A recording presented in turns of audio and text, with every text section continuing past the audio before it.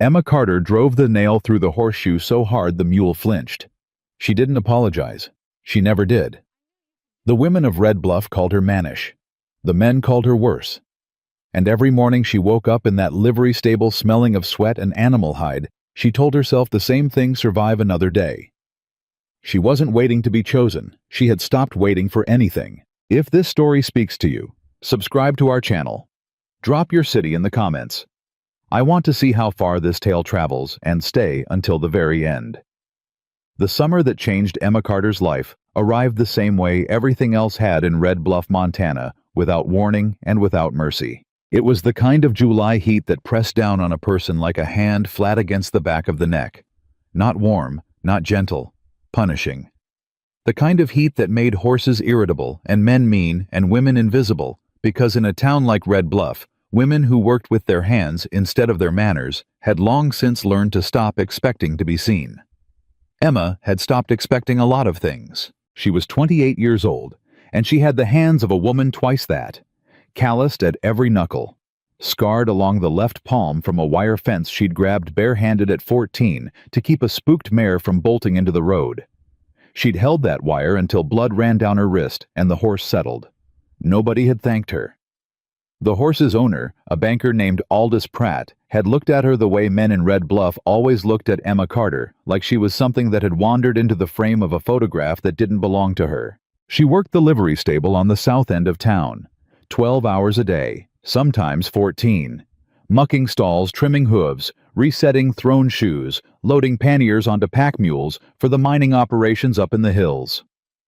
She was better at it than anyone in the county, and she knew it. The men who ran the surrounding ranches knew it too. They just didn't say so out loud, because saying so would have required acknowledging that Emma Carter was something worth acknowledging. And Red Bluff had made its decision about that a long time ago. She wasn't from money. She wasn't from a family that anyone in town respected. Her mother had died when Emma was 9. Her father had drunk himself hollow by the time she was 12 and spent the next 4 years making sure Emma understood in every way a man could make a child understand that she was a burden he hadn't chosen. When he finally fell from a wagon on a muddy road 3 miles outside of town, didn't get up. Emma had felt something she was still ashamed of. Relief. She'd been working the livery for 6 years after that. She'd learned everything she knew from watching, from doing, from getting kicked and thrown and knocked flat and getting back up because there was no one around to help her, and the horses still needed feeding regardless. She didn't hate Red Bluff. She'd just learned to expect nothing from it. Caleb Morgan came down from the mountain on the 3rd Tuesday of July. He didn't come down often. 4 times a year, maybe 5. Just long enough to buy what he needed, mule feed, gun oil, salt, sometimes rope, and get back to the tree line before the town had time to remember he existed. He'd been running traps on the upper slopes of the Bitterroot Range for going on 7 years. Before that, he'd ranched. Before that, he'd had a wife. Before that, he'd been a different man. He was 34 years old, and he looked older in the eyes. Not in his body. His body was still the body of a man who worked hard in hard country, lean and weathered, and capable of carrying more than any 2 men in Red Bluff put together. But his eyes had the quiet of someone who had already mourned the things most men hadn't even found yet. Her name had been Ruth. She'd been 26 when the fever took her 2 winters past. It had come on fast the way mountain illness always did, and by the time Caleb understood what was happening, there was nothing he could do except stay with her and be there at the end, which he was. He held her hand until it went cold. Then he walked outside, stood in the snow for a long time, and decided not to come down off the mountain again unless he had a reason that couldn't be argued with. He'd kept that decision for 2 years. He rode into Red Bluff that July morning on a bay gelding that had been his for 11 years, a horse so attuned to him they moved like one animal. He had a list in his shirt pocket. He meant to spend less than 3 hours in town. He did not expect anything to change. He heard the commotion before he reached the livery. Not a fight, not exactly. More like the particular sound a crowd makes when it has decided someone deserves what it's giving them. A low collective meanness. The kind of sound that had no sharp edges, but all the weight of stone. He tied his gelding at the post and walked toward it without hurrying, because Caleb Morgan had learned a long time ago that hurrying into other people's problems made them your problems, and he had enough of his own. There were 6 men gathered near the open doors of the livery stable. 4 of them he recognized by type if not by name, ranch hands, the kind who got louder in groups and quieter alone. The other 2 he knew, Aldous Pratt, the banker in his good coat despite the heat, and the man standing next to Pratt Dale Finch who ran the feed operation on the north side of town, and who had, by all accounts, Caleb had ever encountered the particular cruelty of a man who had never been told no by anyone who mattered to him. They were looking at something inside the stable. Caleb looked too. Emma Carter was standing in the middle of the livery with a hoof pick in one hand and a mule's foreleg braced between her knees. She was working. She hadn't stopped working. And the men were talking at her the way some people talk at weather, like it doesn't hear you, but you need to say it anyway. "You know this mule is only worth half what you charged me," Finch was saying. "I want the difference back." Emma didn't look up. "The mule is sound. I reset that shoe 2 weeks ago and it's been sound since. You want a refund? Talk to the man who rode it hard over shale." A couple of the ranch hands snickered. Finch's jaw tightened. "I'm talking to you, girl." "I noticed." She set the hoof down, straightened, and looked at him with the particular flatness of a person who has long since burned through all their available fear of a specific thing. "The answer's the same either way. You got no business running this stable," Pratt said. His voice was smooth. That was what Caleb had always disliked about Pratt, the smoothness of him. Men with rough edges were at least honest about their sharpness. "Town's been saying it for years. Woman can't manage animals the way a man can. It's just nature." "That mule disagrees," Emma said, "and so does every rancher who's brought me their problem horses for the last 6 years." "Every rancher who couldn't afford better," Finch said. She turned back to the next hoof. "Then go find better." Finch stepped forward. It wasn't a large step, but it was a particular kind of step, the kind a man takes when he wants the person he's talking to understand that he's capable of making this physical if he decides to. Caleb walked through the crowd. He didn't push anyone. He didn't raise his voice. He just moved through them the way a man moves through brush with the expectation that it's going to part, and the crowd parted because there was something in the way Caleb Morgan occupied space that made it clear he wasn't performing anything. He stopped between Finch and Emma. "Morning," he said, not to Finch, not to Pratt, to Emma. She blinked, looked at him. She hadn't heard him come in.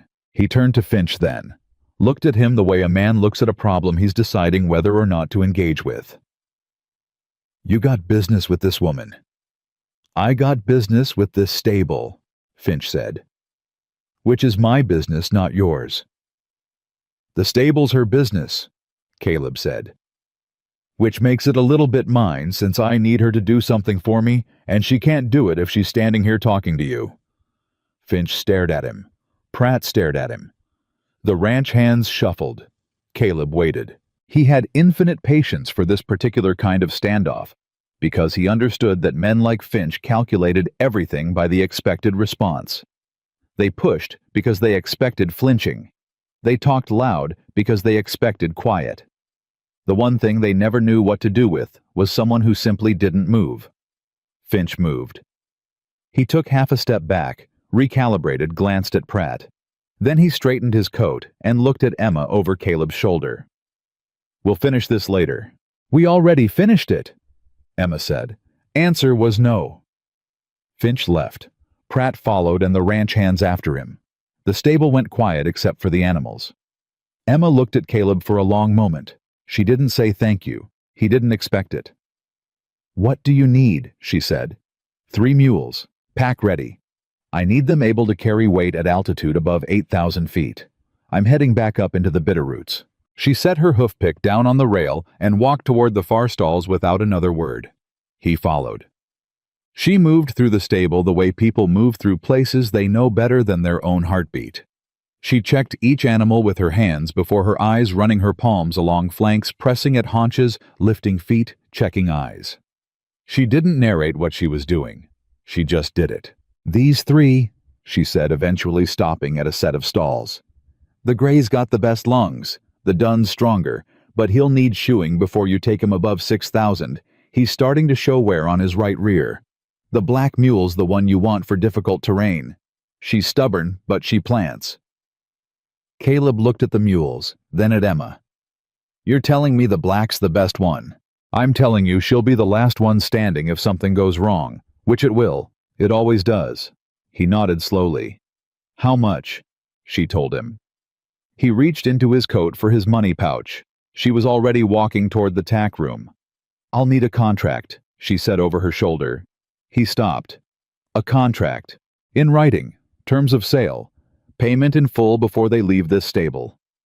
She came back with a ledger and a stub of pencil. "I've had men ride off with animals and renegotiate the price from the saddle. It happens once before you learn." He looked at the ledger, then at her. "You write contracts yourself." "I write everything myself." She set the ledger on the rail and looked at him steadily. "You have a problem with that?" "No," he said. And he meant it. She wrote. He watched her write. She had the handwriting of someone self-taught, deliberate, careful each letter, like something she'd decided on. She wrote the terms without hesitation. 3 mules descriptions, agreed price, date of payment. His name, her name. She slid it toward him. He read it. He signed it. She signed it, tore the page carefully along the spine, and handed him his copy. "Give me an hour with the Dunn's shoe," she said. He sat down on a hay bale and waited. "Bah!" She worked the Dunn's shoe without speaking to him. He didn't try to fill the silence. That was the thing about working alone for 7 years. You stopped being afraid of quiet. You stopped needing to pad it with noise. He watched her work. She was not a small woman. She was built the way people get built, when their life requires actual physical labor, solid through the shoulders, strong in the back, capable looking, in a way that had nothing to do with how people usually looked in Red Bluff. The town women he'd passed on the street today were corseted and careful. Emma Carter was neither. He found himself thinking, almost against his will, that she didn't look like anyone he'd seen in a long time. He pushed the thought away. He had come down for mules. He had mules. That was enough. But then she set down the Dunn's foot and straightened, and without looking at him, she said, "You're Caleb Morgan." It wasn't a question. "I am." "I heard about your wife." She picked up the next tool without looking up. "I'm sorry." He hadn't expected that. Most people in Red Bluff either didn't bring Ruth up at all, or brought her up with the particular discomfort of people who aren't sure what they're supposed to say. Emma said it the same way she did everything, directly, without ceremony. "Thank you," he said. "She came through here once. 3 years ago, maybe. She needed a mare reshod before she rode out to meet you." Emma glanced at him briefly. "She talked about you the whole time. Couldn't shut her up, honestly." Something moved through his chest. He kept his face still. "What did she say?" Emma thought about it. "She said you were stubborn as a mountain, but that you'd given her the first home she'd ever felt safe in." She set down the tool. "That's a good thing to be able to give somebody." He didn't answer for a moment. Then, "Yeah, I reckon it is." She looked at him, then really looked at him for just a second. The way you look at someone when you're trying to figure out if they're going to be a problem. Then she turned back to the work. The hour passed. The Dunn was ready. He paid her. Cash. Exact. She counted it without embarrassment, folded it, put it in her apron. He loaded his supplies onto the mules. She helped without being asked. She knew how to balance a load the way a person knows when you've done it 1,000 times, weight distributed, nothing that would shift knots that would hold at altitude. He was almost ready to go when he stopped. He didn't know afterward what made him do it. Something practical, he told himself. Something logical. He'd been thinking about it all hour. The truth was, and what he'd been thinking was, the mountain was harder than it used to be. The trap lines were longer. The packing was more work than 1 man and 3 mules could do efficiently. He'd managed because he'd had no reason not to manage. But managing wasn't the same as prospering, and he'd had enough of managing. He turned back towards Emma. She was already moving toward the next stall, already back in her work, already unnoticing him the way people get when they've learned not to wait to be noticed back. "Miss Carter," he said. She stopped, turned. "I have a proposition," he said, "and it's not a polite one, so I'll ask you to hear it out before you decide." She looked at him with that flat, waiting expression. "I'm listening. I'm running 6 trap lines above 8,000 feet. Beaver, mink, some fox. I process on site and bring the furs down in the fall. It's a 2-person operation that one person has been doing, which means I've been doing it wrong." He kept his voice level, factual. "I need someone who can handle animals at altitude, pack a load, and not fall apart when things go wrong." "You need a ranch hand," she said. "I need someone who knows mules," he said, "and horses, and who doesn't need to be managed or explained to or looked after." He paused. "From what I've seen this morning, that's you." She stared at him. "I'm offering you a season," he said. "Summer into fall. Equal share of the fur proceeds. You handle the animals, help run the lines, and I keep us provisioned and sheltered." He reached into his coat and held out his copy of the contract she'd written. "I'll sign whatever you want. Same terms as this, in writing. Notarized in town if that's what you need." Emma looked at the paper. She looked at him. "Equal share," she said. "Equal share." Why me? It was a reasonable question. He gave her a reasonable answer. "Because you didn't flinch when Finch stepped toward you," he said. "And because you knew which mule to recommend without selling me the expensive one. And because your wife said you gave her the first home she'd ever felt safe in, and Ruth didn't say things she didn't mean." Something crossed her face that he couldn't entirely read. "That's a strange reason to offer someone a season of work," she said. "I'm a strange man," he said. "But I keep my word. You can ask anyone in Red Bluff who's ever done business with me." She was quiet for a long moment. Around them, the stable breathed animals, shifting flies, the distant sound of the town going about its morning. Emma Carter stood in the middle of it all, looking like someone doing a calculation she hadn't been expecting to make that day. "I'll need 2 days," she said finally, "to arrange cover for the stable." "I can give you 2 days, and I want the contract witnessed. Name your witness." She thought about it. "Judge Caldwell. He rides the circuit. He's in town until Friday." "Then we'll do it tomorrow," Caleb said. "First thing." She looked at him one more time, that long measuring look. "All right, Mr. Morgan," she said. He nodded, turned toward the door. "Mr. Morgan?" He stopped without turning. "Why are you really doing this?" she asked. Not confrontational, just straight. The way she did everything. He was quiet a moment. Then he said the truest thing he could manage, which wasn't the whole truth, but wasn't a lie. "Because the mountain's quieter than it needs to be," he said. "And I'm done pretending that's good enough." He walked out. That night, Emma sat in her small room above the stable and looked at the contract she'd written that morning. Her name next to his. Terms in her own handwriting. She'd had harder choices in her life. She'd had easier ones, too. She thought about Finch, about Pratt, about 6 years of this town measuring her and finding her short. 6 years of being capable and being invisible at the same time, which was a particular kind of loneliness she'd never found words for. She thought about the way Caleb Morgan had walked through that crowd, not charging, not performing, just moving through it like it had already made up its mind to part, because he'd already made up his mind that it would. She thought about what he'd said. The mountain's quieter than it needs to be. She understood that.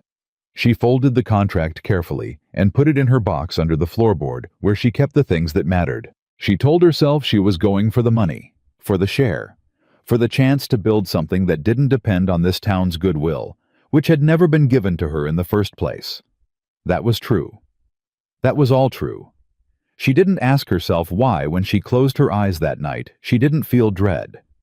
She felt something else. Something she hadn't felt in so long she'd almost forgotten the shape of it. Something that felt quietly, like forward. The next morning, Aldous Pratt found out about the contract.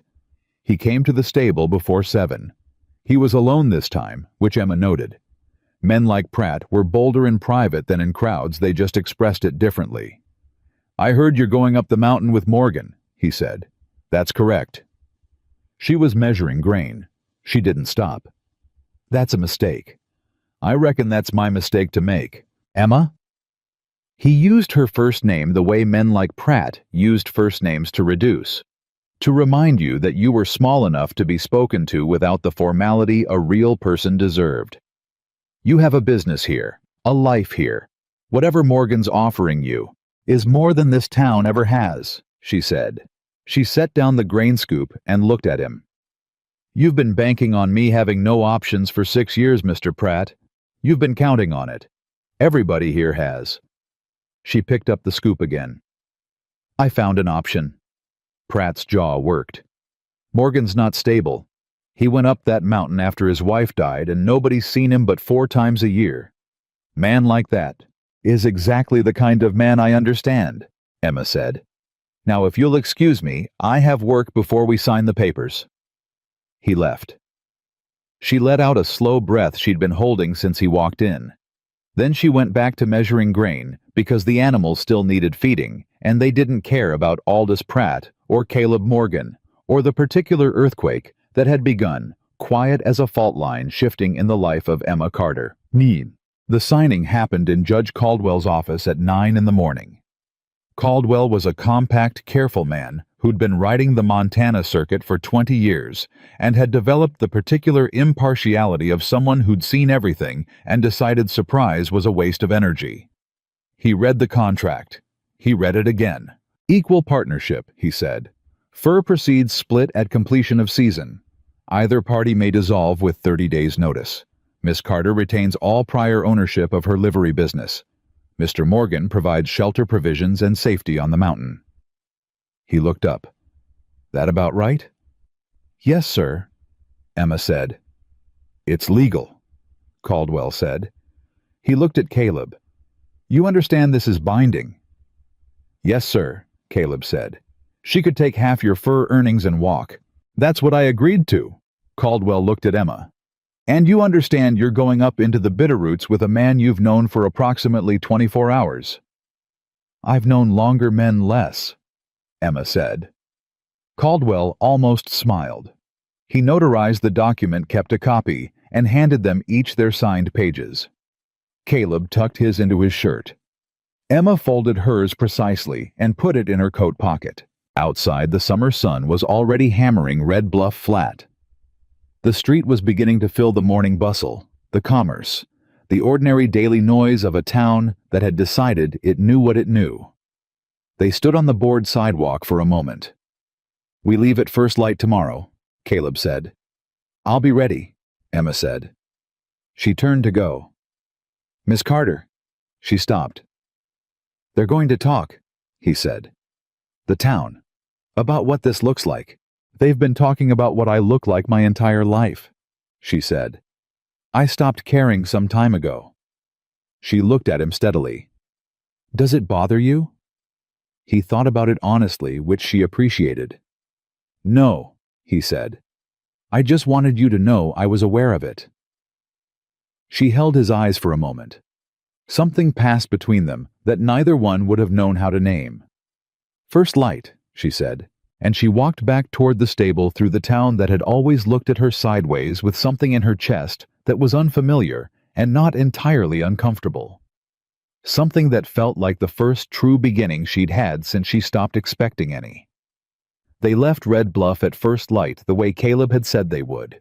Emma was already at the stable door when he rode up her pack on the ground beside her, the 3 mules loaded and waiting. She had been awake since 3.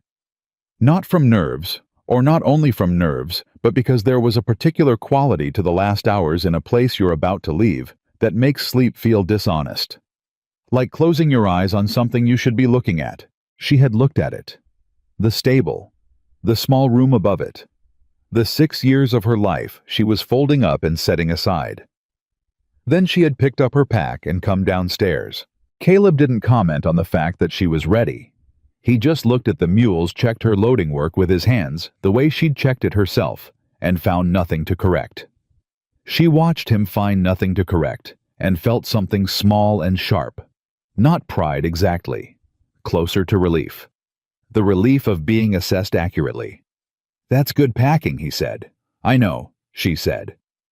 He almost smiled. She wasn't sure. They moved out through the edge of town in the gray pre-dawn, the mules strung together behind them, hooves quiet on the packed earth. The town was still sleeping. Emma didn't look back. She had made her decision, and she understood herself well enough to know that looking back at decisions made them harder to keep. The road north climbed almost immediately, leaving the flat valley floor behind, and beginning the long angled work of approaching the mountains. The bitter roots rose ahead of them like a promise no one had signed, enormous and impersonal and entirely indifferent to the two people moving toward them. Emma had never been this far north. She'd seen the mountains her whole life from the floor of the valley, the way you see things you assume are for other people. She hadn't known they looked different up close. Not bigger exactly, more present, like they were paying attention. Caleb rode without speaking. She matched his pace without asking. The silence between them was not uncomfortable. That surprised her.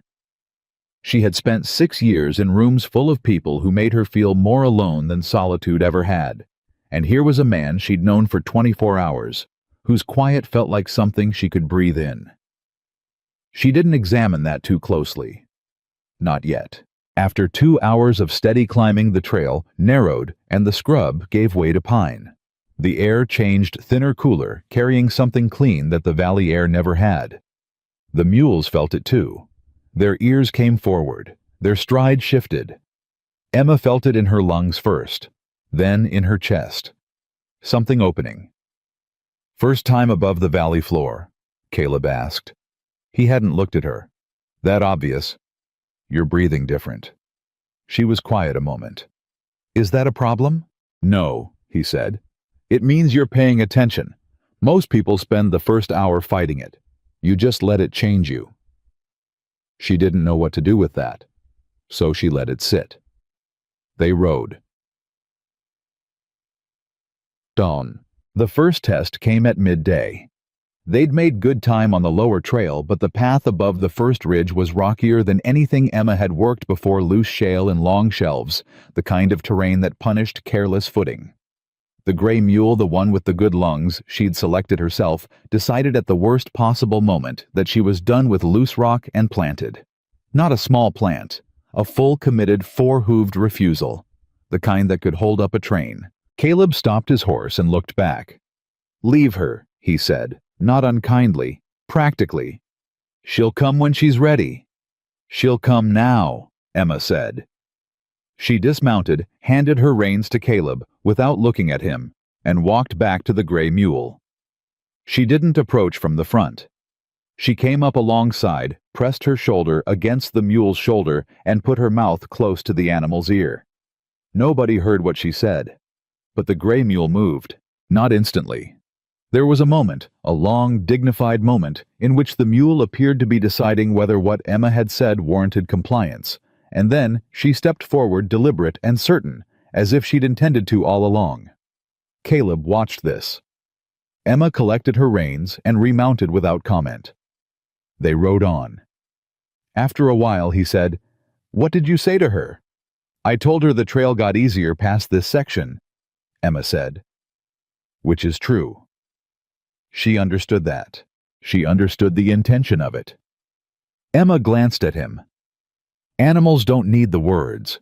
They need to know you mean what you're saying." He was quiet for a moment. "Ruth used to say something like that." Emma looked at him. "She said horses were just people who couldn't afford to be polite about what they were feeling," he said. "So they said it straight." Emma thought about that. "She was right," she said. He nodded, looked forward. And they rode on, and the mountain got closer, and the silence between them got a little warmer than it had been before, without either one of them doing anything to make it so. They made camp at the first plateau before dark. Caleb had done this before many times, and Emma watched how he set the order of things. Animals first. Always animals first. Food, water, hobbling, checking for soreness or injury from the day's climb. He worked through it fast and efficient, and she worked beside him matching his pace, and they had the mules settled in less than 30 minutes. She was impressed, though she didn't say so. Efficiency like that wasn't taught. It was built slowly through years of understanding that animals left to discomfort overnight cost you twice the time in the morning. He started a fire.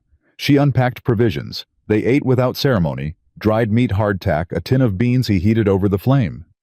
It wasn't comfortable food. It was fuel. She ate all of it. "You eat like someone who knows they need it," he observed. "I've gone without," she said. "I don't make that mistake anymore." He looked at her across the fire. "When?" "After my father died." She kept her voice even. "I was 16. The stable owner who hired me paid me in credit for a year before he paid me in cash, which meant I ate when there was something to eat and didn't when there wasn't." She looked at the fire. "You learn fast."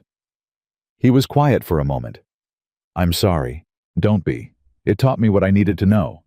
She glanced at him. "You grow up with money." "Some. Not much. My father ran cattle in Wyoming. Enough to be comfortable, not enough to be easy." He turned the tin in his hands. "I left at 17. Wanted to find my own place." "Did you—" He looked up at the mountain they'd been climbing all day. "Yeah," he said. "I did." She followed his eyes. The mountain in the last light was something she didn't have words for. She wasn't going to try. "Do you miss it?" she asked. "Before. The way things were." He was quiet long enough that she thought he wasn't going to answer. Then, "I miss her. I don't miss who I was when I was afraid of losing her."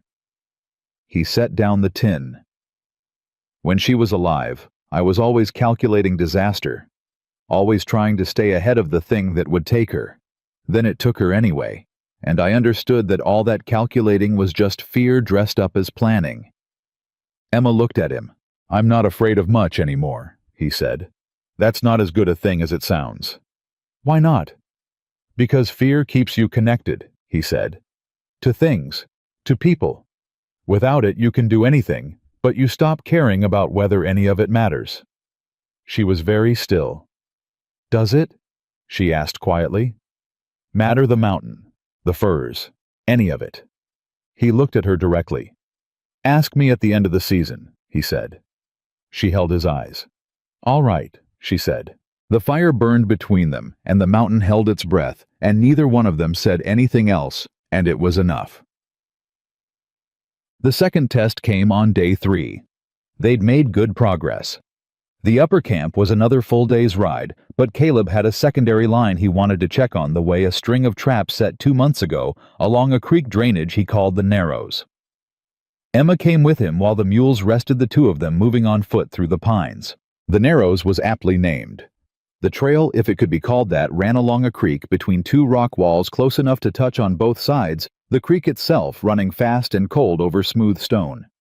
She moved through it behind him, without complaint. Her boots were good. Her footing was steady. They were checking the third trap when they heard the horse. Not Caleb's gelding, that horse was back at camp. This was something else. A horse moving fast in the timber above them, and fast in rough country, meant something wrong. Caleb had his rifle off his shoulder before Emma had processed what she was hearing. They came out of the Narrows and into the open, just in time to see the horse. A big chestnut, eyes wide and white-rimmed bridle gone moving at a panicked run across the slope above them, and behind the horse scrambling down through the rocks, a man. He wasn't moving well. He was favoring one side, and his shirt was dark at the shoulder. He went down on one knee, got up, went down again. Caleb moved. Emma moved faster. She didn't think it through. That was the thing about emergencies. The thinking happened after.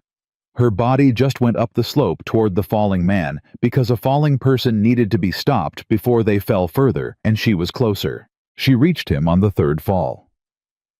He wasn't old 30, maybe 35, with a beard going gray at the edges and a wound that was worse than the shirt made it look. He tried to get up when she reached him, and she put her hand flat on his chest. "Stop," she said. "You stop right now." He stopped. "Where are you hurt?" she said. "Shoulder," he managed. "Horse threw me. Rocks." He looked past her toward where the chestnut had gone. "My horse." "The horse is fine," she said with more certainty than she had. "You're not. Hold still." Caleb was there then, and he moved around to the man's other side, and they got him down to a sitting position, and Emma looked at the shoulder with the calm assessment of someone who had set bones and sewn flesh before on animals, if not on men, and understood the architecture of damage. "It's not bleeding through," she said to Caleb. "The rock cut him, but it didn't go deep. He's more shaken than hurt." "I'm Harlan Greer," the man said. He was working to pull himself together. She could see it, embarrassed by needing help the way men always were. "I run traps on the east drainage. My camp's 4 miles out." Caleb looked at him steadily. "Caleb Morgan. You know my lines?" "I know of them." Greer looked between them. "Didn't expect to run into anyone up here." "Neither did we," Emma said. She'd torn a strip from the hem of her work shirt without drama and was pressing it to the cut on his shoulder. "Hold that. Keep pressure on it." He held it. He looked at her. "You're not his wife," he said. Not rudely, just observational. "No," Emma said. "I'm his partner."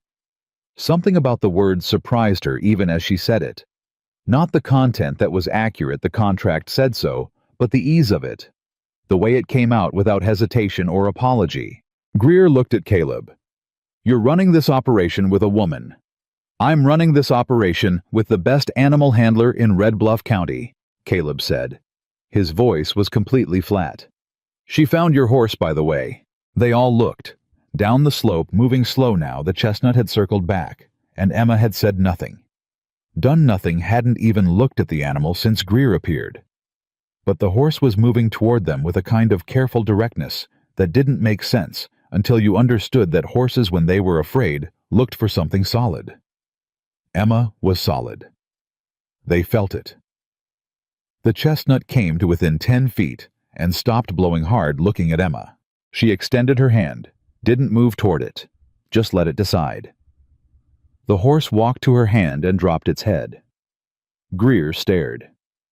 "How did she do that?" he said. "She said something it believed," Caleb said. They helped Greer back to his camp, which turned out to be 3 miles east along the ridge, a rough but adequate setup, a man clearly comfortable on the mountain. He had a mule of his own, an old gray animal that came to Emma without being called, which she took as a good sign about Greer's character. He offered them coffee. They stayed an hour. Over the fire, Greer looked at Caleb with a directness that suggested he was about to say something he wasn't entirely sure would land well. "There's talk," he said. "Below, in the valley." Caleb didn't react. "There's always talk." "About Morgan's lines." Greer looked at his cup. "About someone wanting them." Emma went still. Caleb's hands, she noticed, did not move. "Who?" "Dale Finch." Greer looked up. "He's been buying up trap rights along the lower Bitterroot all spring. 2 men sold out. One of them says Finch made it clear selling was the better option." "Finch runs feed," Caleb said. "Finch runs more than feed now," Greer said. "He's partnered with someone from Helena, someone with money. They're talking about a fur processing operation, industrial scale. They need the mountain lines to make it work." He paused. "Your lines are the best on this range. You know that." "I know that," Caleb said. Emma looked at him. "Did you know about Finch before we left?" He met her eyes. "I knew he'd been buying. I didn't know how far." It wasn't an evasion. It was the truth. She could tell the difference by now, and it had only been 3 days, which told her something about how clearly he meant the things he said. "He can't take your lines if you're working them," she said. "He can make it hard to work them," Greer said quietly. The fire crackled. Above them, the mountain made none of its own comments. "What kind of hard?" Emma asked. Greer looked at his shoulder. "The kind that looks like accidents," he said. "My horse didn't throw me because of rough ground. She was spooked. and the thing that spooked her came from the wrong direction for it to be natural. He looked at Caleb. I think someone's been through my camp. The silence that followed had weight. Emma looked at Caleb. She was doing the math, the kind of math you did when you understood that the situation you'd stepped into had dimensions you hadn't been shown before you signed. She wasn't angry. She was calculating. You should have told me this before we left town, she said. I didn't know this part, he said. I knew Finch was buying. I didn't know he was willing to push it this far. Does it change anything for you? She asked. Direct, straight, the way she did everything. He looked at her steadily. Does it change anything for you? She held his eyes. No, she said. Something moved through his expression too fast to name. Good, he said. Bye, Dad. They left Greer at his camp and made their way back along the ridge in the last of the afternoon light. Emma walked beside Caleb instead of behind him because the trail was wide enough and she needed to think, and she thought better when she was moving. Tell me the rest of it, she said. The rest of what? Whatever else you know that you didn't tell me before we signed. He was quiet for a count of 5.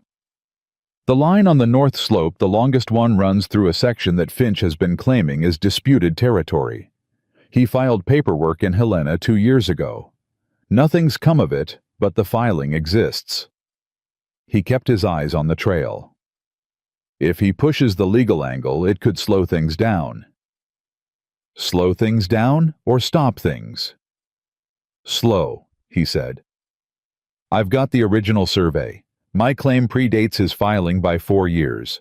But legal takes time. And in the meantime, we work, he said.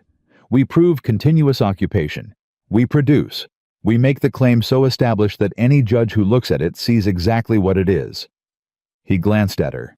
Which is mine? Emma thought about this. Finch was in the stable that morning, she said. When you walked in. I noticed. He was there about the mule, he said, but he knew I was the one selling you the animals you needed. She worked through it out loud the way she would work through a problem with a horse, speak it into order. If he knew you were coming for mules, he knew you were heading back up. He was there to see who he was dealing with. Caleb looked at her, and when you signed me on, she said, he understood that the operation got harder to pressure, because now it's not one man alone on a mountain. It's a documented legal partnership with a notarized contract and a witness in Judge Caldwell. Yes, Caleb said.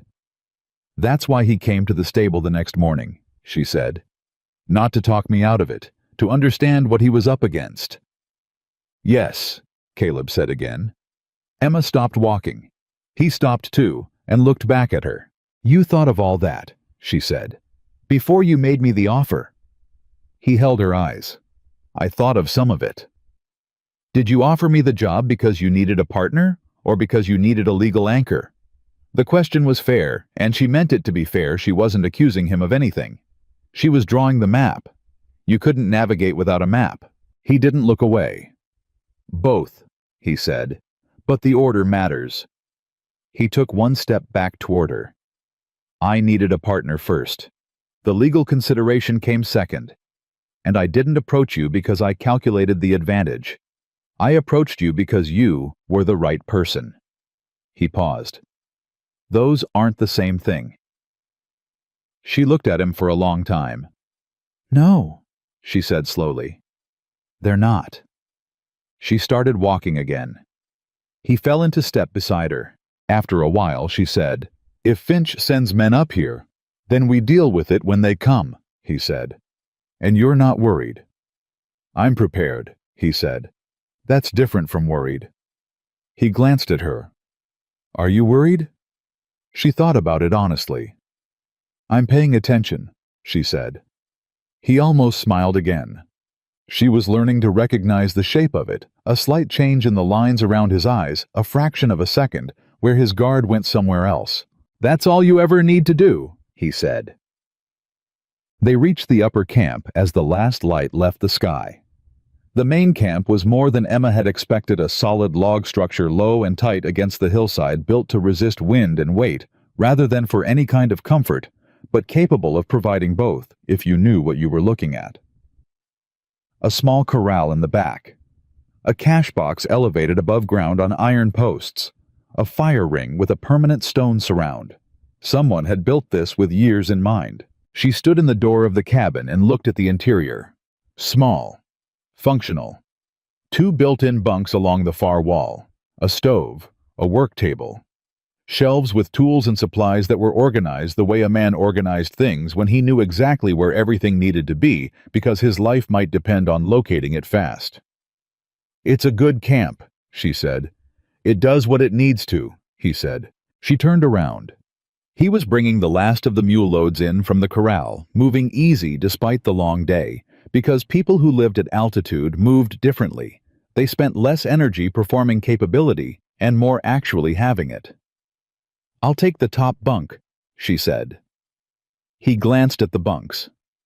"You sure top's colder." "I sleep warm," she said. He nodded and set down the load. And that was the whole conversation about sleeping arrangements, which suited Emma exactly because the simplicity of it felt like respect. And she had not been respected in the ordinary practical ways for long enough that even the small version of it registered. She unpacked her things. He unpacked his. They cooked, they ate. The stove kept the small space warm enough. She was almost asleep when he spoke from the lower bunk. "Emma." She opened her eyes. The cabin was dark, the stove banked low. "Yeah," she said. "I should have been clearer about Finch before you signed," he said. "I'm telling you now, so you know I know that." She looked at the ceiling she couldn't quite see. "All right," she said. "It won't happen again," he said. "You sign anything going forward, you know everything I know." She was quiet for a moment. "Caleb," she said. "Yeah." "Go to sleep." A beat. Then quietly, what was definitely almost a laugh. "Yes, ma'am," he said. She closed her eyes.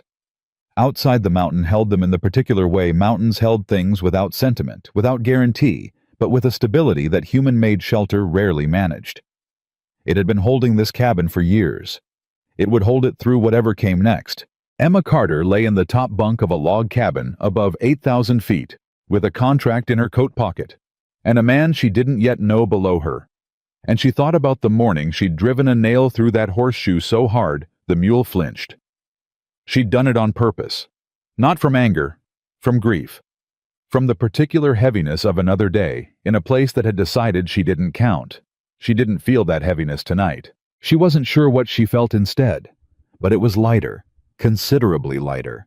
And somewhere down the mountain, she was almost certain Dale Finch was sitting in his office doing math that Emma had already done faster and better. She had a notarized contract. She had a man who kept his word. She had 3 good mules and a mountain that was already slowly beginning to feel less like someone else's territory. She had something she hadn't had in 6 years. A foothold. She intended to hold it. They had been on the mountain 11 days when the first man came. Emma heard him before she saw him. She was running the east line alone that morning Caleb had taken the north drainage to check a trap that had been sprung wrong 2 days prior. And she was moving through the timber with the particular quiet she'd developed over the past week and a half. The kind of quiet that wasn't absence of sound but presence of attention. The horse coming up the trail was being ridden by someone who didn't know this mountain. She could tell by the rhythm of it too fast for the terrain the animal uncertain under a rider who was pushing instead of listening. Amateur work. Dangerous work above 8,000 feet. She stepped off the trail and waited. The rider came through the pines and pulled up hard when he saw her standing there. Young mid-20s maybe. Ranch hand clothes, new boots that hadn't been broken in, right a rifle in the scabbard that he hadn't thought to reach for because he hadn't expected to need it. He'd expected to find a camp, not a woman standing in the middle of a mountain trail looking at him like he was the one who was lost. "Ma'am," he said, catching himself. "You're on private trap line," Emma said. "Morgan's claim. You got business here, state it." He blinked. Reset. "I'm looking for Mr. Morgan." "He's not here. I'm his partner. You can say it to me, or you can ride back down and say it to nobody." The young man shifted in the saddle. He had the look of someone delivering a message he hadn't written and wasn't sure he believed. "Mr. Finch sent me. He wants a meeting with Mr. Morgan in Red Bluff. Says he has a proposal." Emma looked at him for a long moment. "Mr. Finch can write his proposal," she said. "Put it in a letter. Send it up with the next supply rider. Mr. Morgan will read it when he has time." Mr. Finch said it was time-sensitive. "Most things Dale Finch wants feel urgent to Dale Finch," Emma said. "That doesn't make them urgent to us." She took one step toward him. "You go back and tell him we received his message and we'll respond in our own time. And tell him to stay off this line. Next person I find up here without invitation is going to have a harder conversation than you're having." The young man looked at her. He was deciding something. Then he turned his horse and rode back down.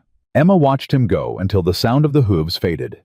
Then she stood very still in the quiet of the mountain and let the information settle into her. Finch hadn't waited a week.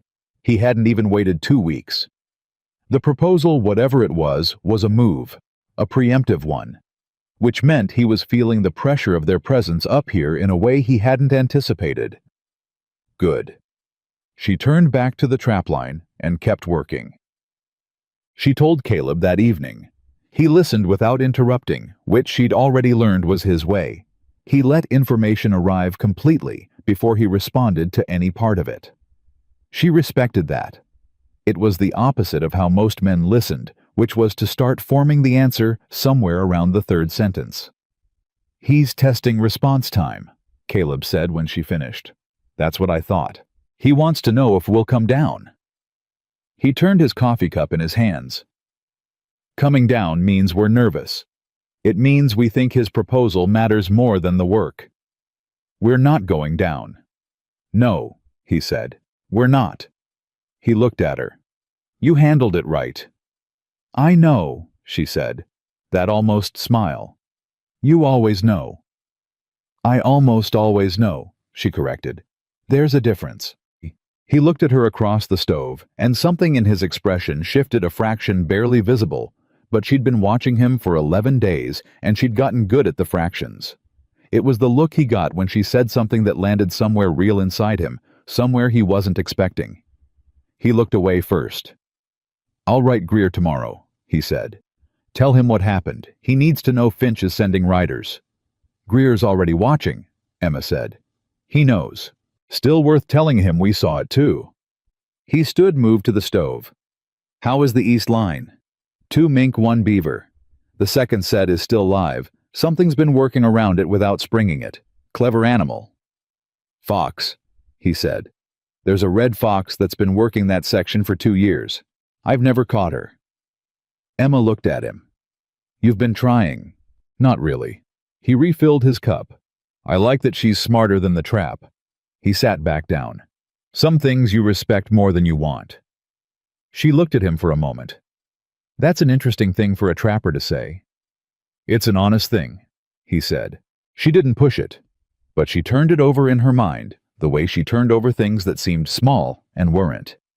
A man who ran a mountain trapline and respected the animal that refused to be caught. A man who built a camp meant to last and organized his shelves like someone who understood that efficiency was a form of care. A man who said things clearly and then went quiet and let them mean what they meant. She was building a picture of him. She tried not to. She built it anyway. The storm announced itself on the 14th day. Not the blizzard that came later and came hard, and nothing that came before. It was adequate preparation. But the first weather system rolled in on the 14th day, with enough force to matter a fast summer storm that came up from the south and hit the upper mountain in the early afternoon while they were both out on separate lines. Emma felt it in the animals first. The black mule, the stubborn one, the one she'd recommended because she planted, stopped dead on the trail, and raised her head and pointed her ears at nothing Emma could see. Emma stopped, listened. The wind changed direction. Just slightly. Just enough. She turned around and moved fast. Not running. Running on mountain terrain was how you fell. But moving with the kind of deliberate speed that didn't waste a single step. She got back to the camp with 20 minutes to spare. Caleb was already there.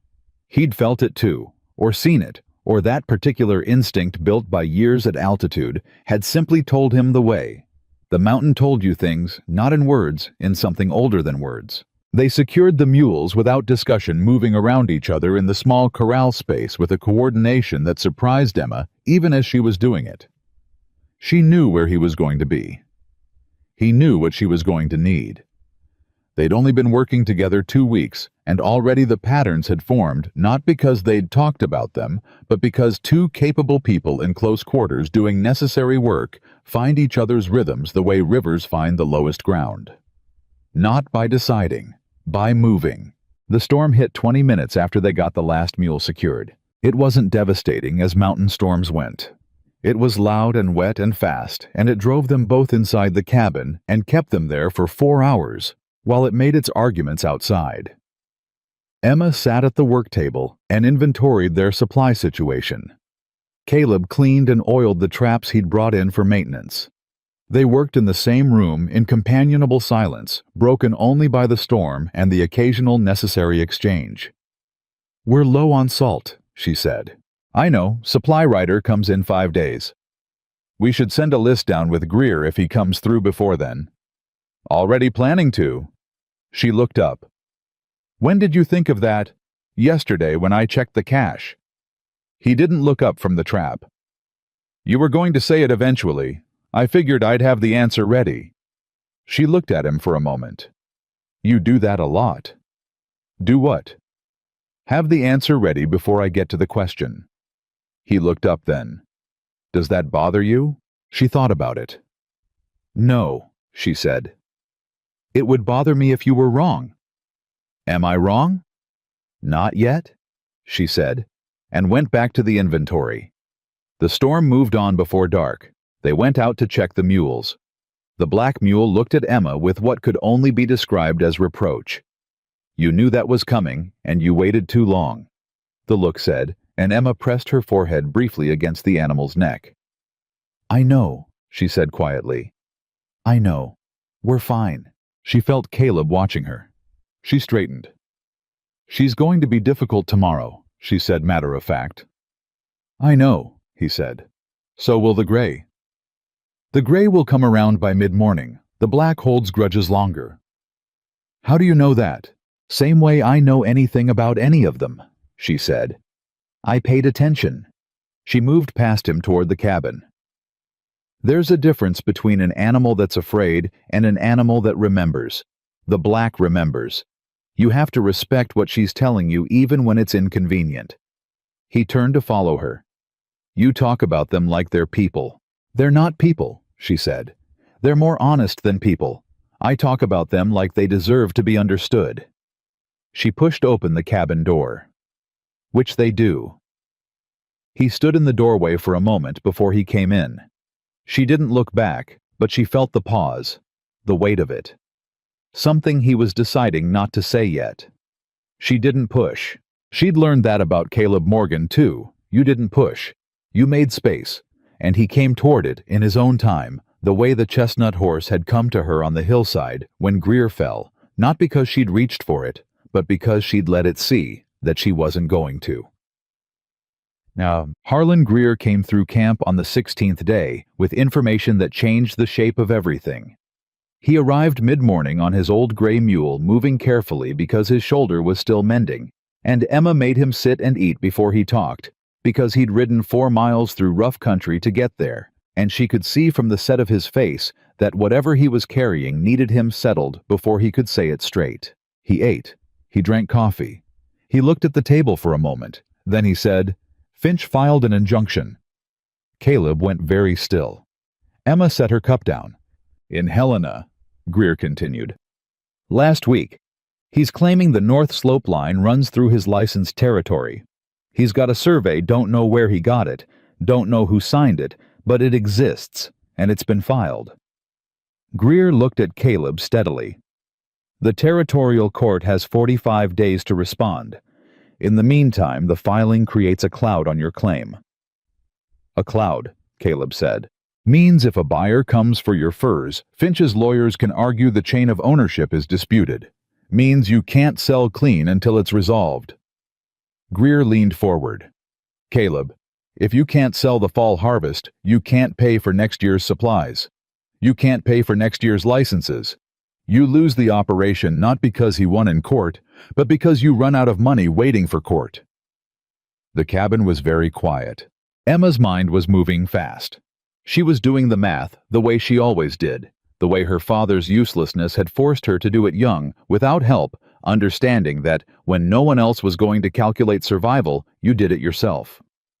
Who filed the original claim? She said. Me, Caleb said. Where's the documentation? In the cabin, in the box under the east bunk. She was already moving. She pulled out the metal box, opened it, and went through the papers with fast, careful hands. Survey, license, date stamps. She found what she was looking for and held it up. Your claim is dated April 1879, she said. What date is on Finch's filing? Greer pulled a folded paper from his coat. A copy someone in Helena had given it to him, or he'd paid for it, she didn't ask. She took it and read. March 1881, she said. 2 years after yours, Caleb said. 2 years after yours, she confirmed. His survey can't supersede your original claim unless he can prove your claim was fraudulent or abandoned. She looked at Caleb. Has anyone been working this line continuously for the past 7 years? Yes, he said. You have records. Sale receipts. 4 years of fur broker receipts from the Helena market. License renewals every 2 years. He was watching her. They're in the box. She went back to the box, found them, spread them on the table in chronological order, oldest to newest. Continuous occupation, she said. Documented commercial use. Original survey, predating his claim by 2 years. She looked up. Any lawyer worth hiring in Helena can walk into that territorial court and have the injunction dismissed in 30 days. Greer looked at the papers, then at Caleb. That's if you can get to Helena, and if you can afford the lawyer. What's the cost? Emma asked. Greer named a figure. Emma looked at the inventory of furs they'd already accumulated in 16 days. Then at Caleb. We sell what we have now, partial harvest, enough to cover the legal cost and travel. Selling now means lower prices, Caleb said. Summer furs aren't worth what fall furs are. Fall furs aren't worth anything if we can't prove ownership before the injunction clouds the title, Emma said. A smaller profit on a clean sale is better than a full harvest we can't move. She held his eyes. You know I'm right. He was quiet for a long moment. I know you're right, he said. Then we send Greer down with the early inventory. He finds a buyer in Red Bluff, not Finch's man, someone independent. We get cash. You ride to Helena, file a response, retain a lawyer. She looked at Greer. Can you move the furs? I know a buyer in Missoula who'll deal fair, Greer said. He's independent, no Finch connection. How fast can you get there? 3 days down and back if I push. Then we have 2 weeks before the injunction period matters, Emma said. That's enough time. Greer looked at Caleb with an expression Emma couldn't fully read, something between respect and surprise, like a man watching a card player turn over a hand he hadn't seen coming. She's good, Greer said. I know, Caleb said. He wasn't looking at Greer, he was looking at Emma. And the way he was looking at her, not like a partner reviewing a strategy, not like an employer evaluating an employee, but like a man looking at something he hadn't known he'd been missing until it was right in front of him, made her look away first. She gathered the papers, organized them, kept her hands busy. We need to make a copy of everything before Greer takes it, she said. Her voice was steady. In case anything is lost on the road. I have a ledger, Caleb said. He was still watching her. I'll start copying now. Greer left before noon. They spent the afternoon making copies, working at the same table close enough that their shoulders were occasionally within an inch of each other, and neither of them commented on it. Emma wrote. Caleb wrote. The stove burned low because neither of them stopped to add wood until Emma noticed the temperature dropping and stood up and added it herself, and when she sat back down, Caleb said without looking up from the page, "Thank you. You would have noticed in 10 minutes," she said. "Probably 8, he said. She looked at him sideways. "Was that a joke?" "I'm capable of jokes," he said mildly. "I wasn't sure," she said. "I've been collecting evidence." That broke it. The almost smile became an actual one, brief and unguarded there, and gone in the span of a breath. But real. She'd seen it now, and it changed something. The way seeing a person laugh genuinely for the first time changes your understanding of everything they've shown you before. She looked back at her writing. Her hand was not entirely steady. She made it steady and kept going. The blizzard came on day 19. Not the summer storm from 3 days prior. This was something different. Wrong season, wrong speed, wrong everything. It came from the northwest in the black hours before dawn, and it came with the silence that preceded genuine danger, the particular hush that fell when the mountain decided to remind you what it was. Emma woke to that silence. She was down from this top bunk before she fully understood why, moving on instinct, her body making the decision her sleeping mind hadn't yet processed. She pushed open the cabin door. The cold hit her like a wall. Not summer cold, not altitude cold. This was the cold that belonged to February to January, to the deep months when this mountain shed everything unnecessary and became purely itself. It had no business being here in July. The mules. She was already moving. She crossed the distance to the corral in the dark, moving by feel and memory, and found them by sound, the particular distress sound that animals made when the temperature dropped wrong, and they knew it before the humans did. The gray was already pressing against the fence. The black was circling. The dun was standing with his head low, which was worst of all. A mule with his head down in bad cold was a mule conserving what heat he had left. "I'm here," she said, and her voice was completely steady because she needed them to hear steady. "I'm here. I've got you."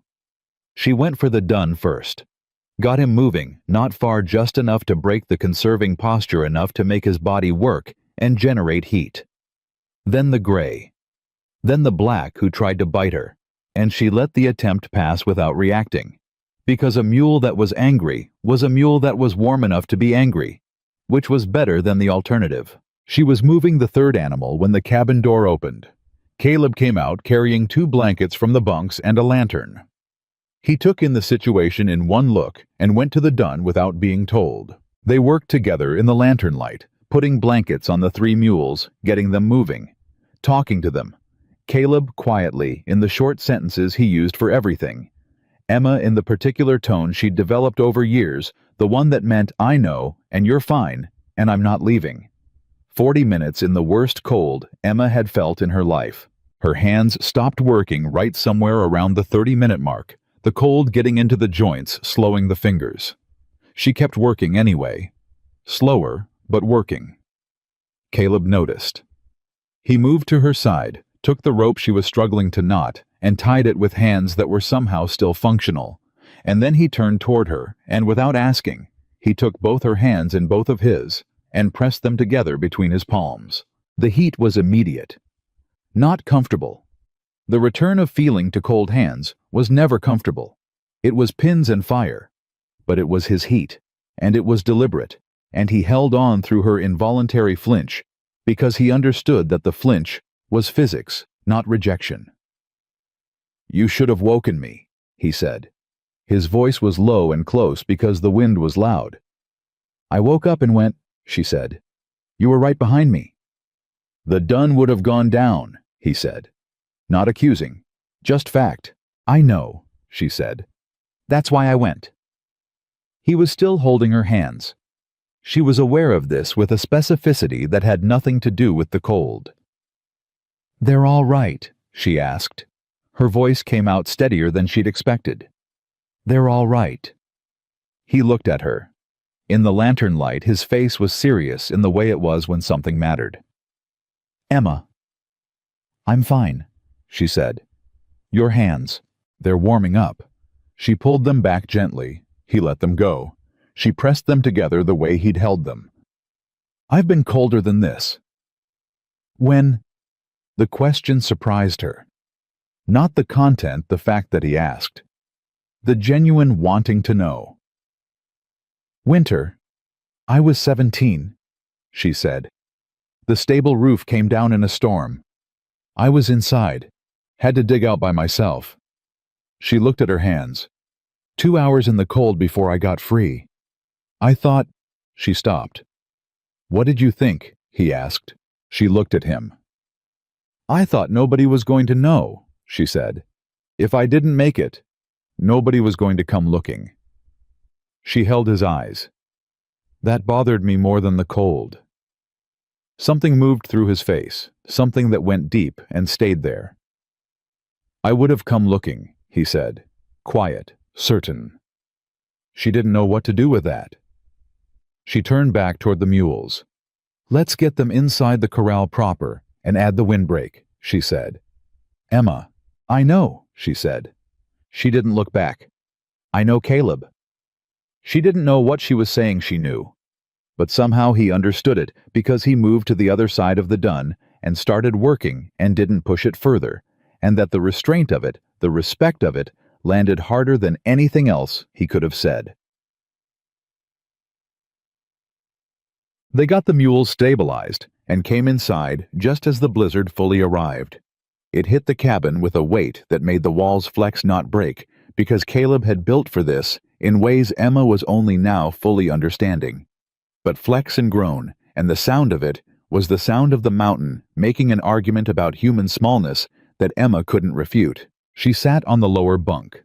Her own bunk was too cold, the upper air too raw, and wrapped herself in the remaining blanket.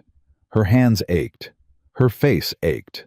She realized, entirely exhausted. Caleb put more wood in the stove. Then he sat at the work table because there was nowhere else to sit except the other bunk, and the other bunk was where she was, and he wasn't going to presume. They listened to the storm for a while. "You built this cabin for winter," she said. "I built it to last," he said. "There's a difference." "No," he said. "Not on this mountain." She looked at the walls, at the way the corners fit, at the careful deliberateness of everything he'd made here. "How long did it take you?" "2 summers," he said. "Ruth helped with the first one. We chinked the logs together. She was..." He stopped. Emma waited. "She was good at it," he said. "Better than me, actually. More patient. I wanted it done. She wanted it right." A pause. "She was right about that." "She sounds like someone I would have liked," Emma said. "Yeah," he said softly. "I think she would have liked you too." He looked at the stove. "She used to say she wanted a friend who didn't need anything from her, who was just capable, just present." He shook his head slightly. "I didn't know what she meant at the time." "Do you know now?" Emma asked. He looked at her. "Yes," he said. The storm hit the cabin in a fresh wave of sound and pressure. The lantern flickered, held. Emma looked at the man across the room from her, at the steady, weathered face, at the hands that had held hers in the dark, at the eyes that looked at her like she was a fact he was still processing, and felt something shift inside her chest. Not falling. Not yet. Something earlier than falling. The moment before the edge. She was terrified of it. She was also, she realized, not moving away from it. "You should sleep," she said. "We'll need to dig out in the morning." "I know." He didn't move. "Caleb?" "I'm not tired," he said. "I know you're not."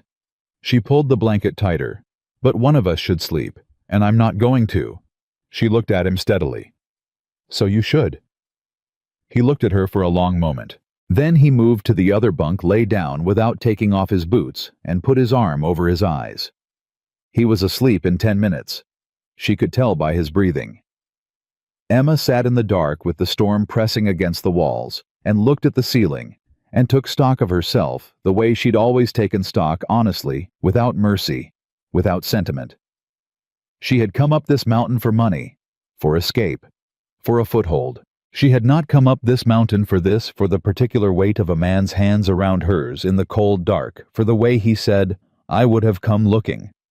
Like it was the simplest truth he'd ever told, for the cabin he'd built to last. because that was the only way he knew how to build anything. She had not come for any of that. She understood with a clarity that frightened her, beginning to want to stay for it. Outside, the mountain made no comment. The storm kept pressing, and Emma Carter sat in the dark and breathed and understood that the avalanche she needed to be afraid of wasn't coming from outside the cabin walls. It was already moving inside her, quietly, steadily, the way the most permanent things always moved. The blizzard broke on the third morning. Emma knew before she opened her eyes. The sound changed. The pressure against the walls eased the particular freight train weight of the storm, lifting the way debt lifted when you finally paid the last of it. Gone all at once, and the silence after it more complete than any silence she'd heard in her life. She was still on the lower bunk. She had not slept. Caleb was already awake. She could tell by his breathing, had been able to tell for the last hour, that shift from the deep, slow rhythm of real sleep into the lighter, more alert quiet of a man lying still and thinking. Neither of them said anything for a while. The stove had burned low again. The cold in the cabin was the honest cold of a space that needed tending, not the killing cold of the night before. Emma got up first, added wood to the stove, put water on. She heard him sit up behind her. "How are your hands?" he said. "Fine," she said. She held them up briefly without turning. They were fine stiff at the first knuckle of the left hand where the cold had gotten deepest but functional. She'd had worse. "Emma, I said they're fine, Caleb." She turned then because she knew the particular tone he used when he was going to be persistent, and it was easier to meet it head on. "I need to check the mules. Then we need to dig the supply cache out and do an inventory on what the storm shifted. Then I want to look at the east line. The trap sets in the lower section may have been buried." He looked at her. "Yes," he said. "All right." She went to check the mules. They were better than she'd feared the blankets had held. The windbreak had done its job, and the black mule, who had been considering grievances the entire storm, expressed her feelings about the past 3 days by attempting to remove Emma's coat sleeve with her teeth.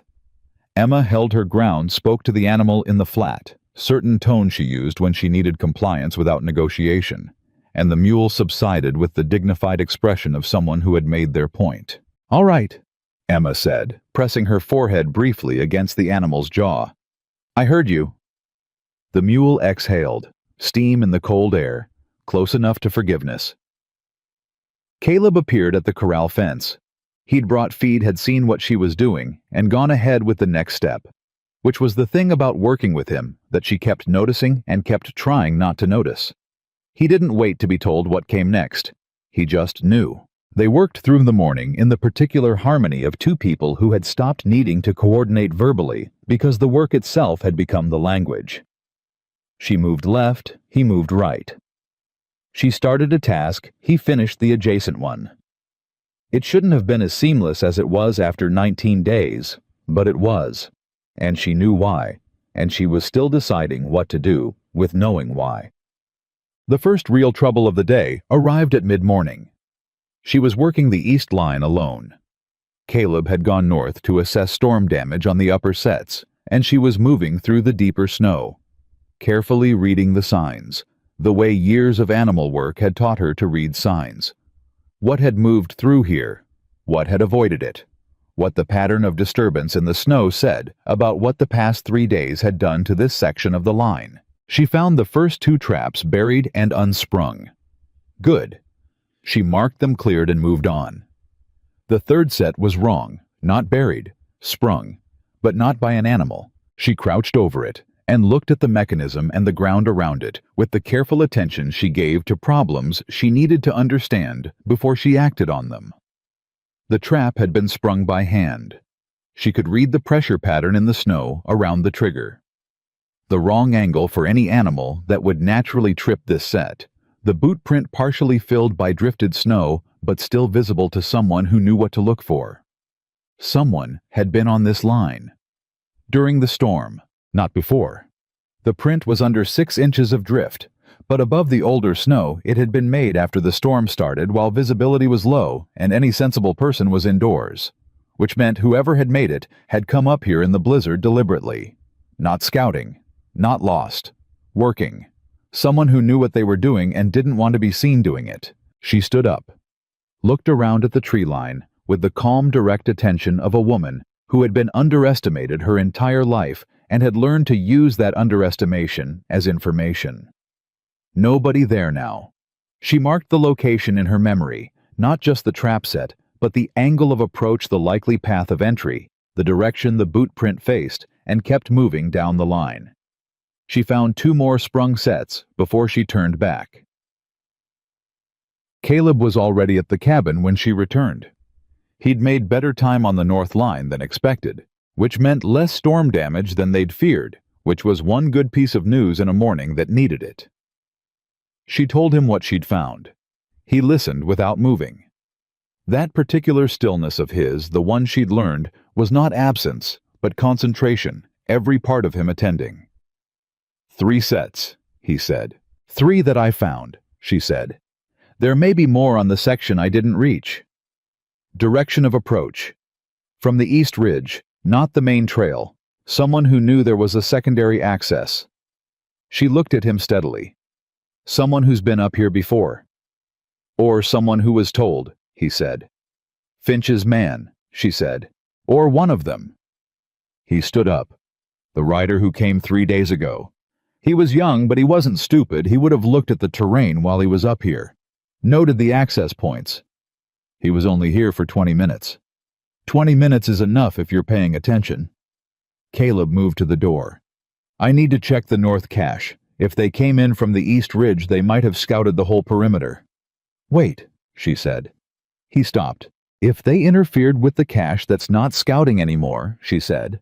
That's sabotage. And if it's sabotage, we need documentation before we touch anything. She pulled her coat back on. I'm coming with you. He looked at her for a count of 3. All right, he said. The north cache was intact. She let out a breath she hadn't fully acknowledged holding. Caleb checked the lock. Checked the foundation posts. Checked the ground around it for the same signs she'd read on the east line. Nothing. Whoever had been up here had focused on the trap line rather than the supply stores, which told her something. They're not trying to starve us out, she said. No, he said. They're trying to reduce the harvest. Make the season unprofitable. If we can't show commercial production, the continuous occupation argument weakens. They're fighting the legal case through the trap line, she said. Smart, he said with a flatness that made clear he was not complimenting Finch. Emma turned it over in her mind. We need to document every sprung set. Date, location, evidence of interference. Written record. She looked at him. If this goes to the territorial court, we want to walk in with a sabotage claim alongside the ownership claim. That makes Finch a criminal, not just a litigant, Caleb said. It makes whoever he sent up here a criminal, she said, and whoever sent them responsible. She held his eyes. He pushed this from a legal inconvenience to something else. We should make sure the court knows that. Caleb was very still. You think like a lawyer, he said. I think like someone who's been on the wrong side of unfair for a long time, she said. I know what the weapons are. I just never had the standing to use them before. Something moved through his face, the same depth she'd seen last night in the lantern light when she'd told him about being 17 and alone in the cold and afraid that nobody would know. You have standing now, he said quietly. She held his eyes. I know, she said. They spent that afternoon building a written record. Emma wrote, and Caleb dictated the details of every anomaly they'd observed since arriving on the mountain. The rider, the sprung traps, the boot prints, the timing relative to the storm. She wrote in the same deliberate hand she'd used on their original contract, each fact stated plainly without embellishment, because plain facts were harder to argue with than decorated ones. Caleb watched her write. She was aware of him watching. She didn't comment on it. You write better than most men I've dealt with in business, he said. I taught myself, she said without looking up. When I was 12. My father couldn't read. She turned the page. I understood early that if I couldn't put something in writing, nobody was going to do it for me. What did you write first? She paused. A letter, she said. To the county land office. About the stable my father had a verbal agreement on. When he died, the owner tried to deny the agreement. She kept writing. I was 16. I wrote the letter myself. Referenced the county statutes I'd found in the courthouse library. She turned to the next item. The owner honored the agreement. The cabin was quiet except for the scratch of the pencil. You won that by yourself, Caleb said. I had no one else, she said. And that's the only time you've had to fight like that. She looked up, met his eyes. No, she said simply. He held her gaze. Something in his expression was she didn't have a precise word for it. Not pity, not admiration exactly. Something between those two things that had a different name she wasn't ready to find yet. He looked back at the table. What do you need from me to finish the record? The dates of your license renewals, she said. And the names of anyone who witnessed your continuous occupation of this claim. Anyone who can corroborate. Greer, he said immediately. He's been on this range for 5 years. He's seen me working these lines every season. Anyone else? The supply writer. His name is Tom Packard. He's been making this run for 3 years. He can testify to delivery dates and quantities. He paused. And the fur broker in Helena. 4 years of receipts with dates. That's strong, she said. She wrote the names. That's very strong. Will it be enough? She looked at what they'd assembled. The original claim, the license renewals, the fur sale receipts, the sabotage record, the witness list. She looked at it the way she looked at a horse before she declared it sound, not hoping it was enough knowing it was. Yes, she said. He exhaled. Just slightly. She noticed because she'd learned to read his small signals the way she read animals. Not the large declared things, but the tiny involuntary ones that said what was actually true. He had been more worried about this than he'd shown. She had known that. She hadn't commented on it because he was working through it the way he worked through everything internally steadily without asking anyone to carry it for him. She respected that. She also understood with the particular clarity of someone who had spent her whole life carrying things alone that carrying everything alone was not strength. It was just loneliness with a more dignified name. She put her pencil down. Caleb, she said. He looked at her. When you decided to come down from this mountain this summer, she said carefully, the mules, the supplies, all of it, were you planning to fight Finch alone?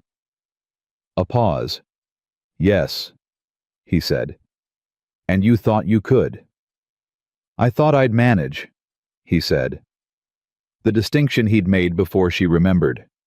Managing wasn't prospering. You were going to lose, she said. Not cruelly, just clearly. He didn't deny it. Probably, he said. The legal costs alone would have... He stopped. Would have finished you, she said. Yes. She looked at the table, at the documents between them. And now, he looked at the same documents, at what they'd built together in 3 weeks from contract paper and pencil, and the accumulated evidence of a life honestly lived on this mountain. Now, he said slowly, I think we're going to be all right. She looked up. He was already looking at her. We, she said quietly. We, he said. No hesitation. She looked back at the paper. Her hand was doing the thing again, the not quite steadiness that she made steady by deciding to. She picked up the pencil. Then let's finish this, she said.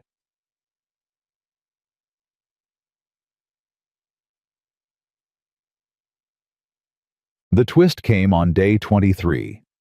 Greer arrived at midday with his saddlebag and his careful face, and the look of a man who was carrying something he wished he wasn't.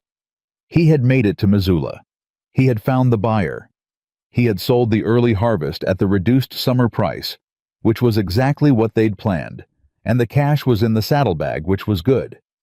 And then he said, There's something else. Emma and Caleb both went still.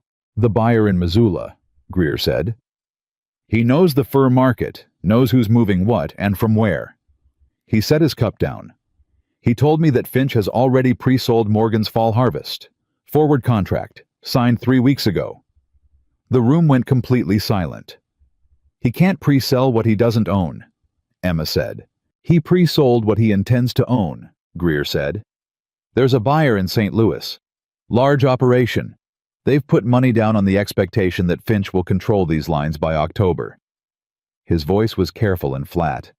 If Finch wins the injunction, or if the case drags long enough that Morgan can't operate, the St. Louis buyer takes delivery of whatever Finch produces from these lines under his claimed title. Caleb stood up. He walked to the window and stood with his back to the room. Emma looked at Greer. He wasn't trying to buy Caleb out, she said.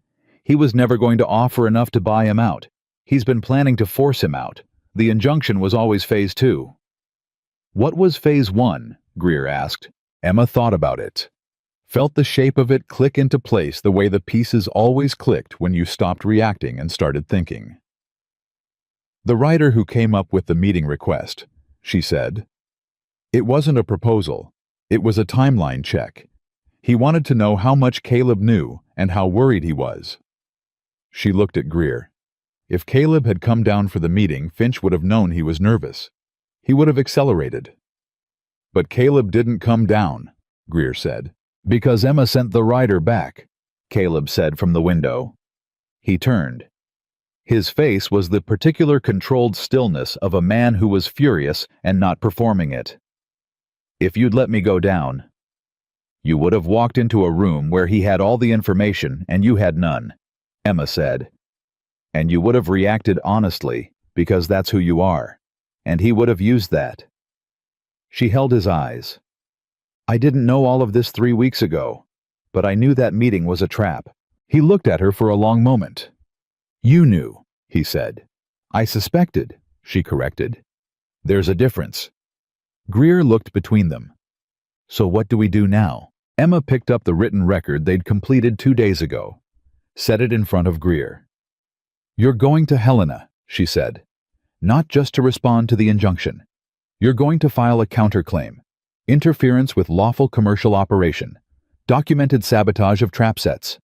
And, she looked at Caleb. We need to know if pre-selling an asset you don't legally own constitutes fraud under territorial law. It does, Caleb said. Quiet. Certain. Emma looked at him. You know that. I know a man in Helena who does, he said. A lawyer. He handled Ruth's. He stopped, restarted. He handled some business for us before. He's good. He's honest. He looked at Greer. His name is William Cord.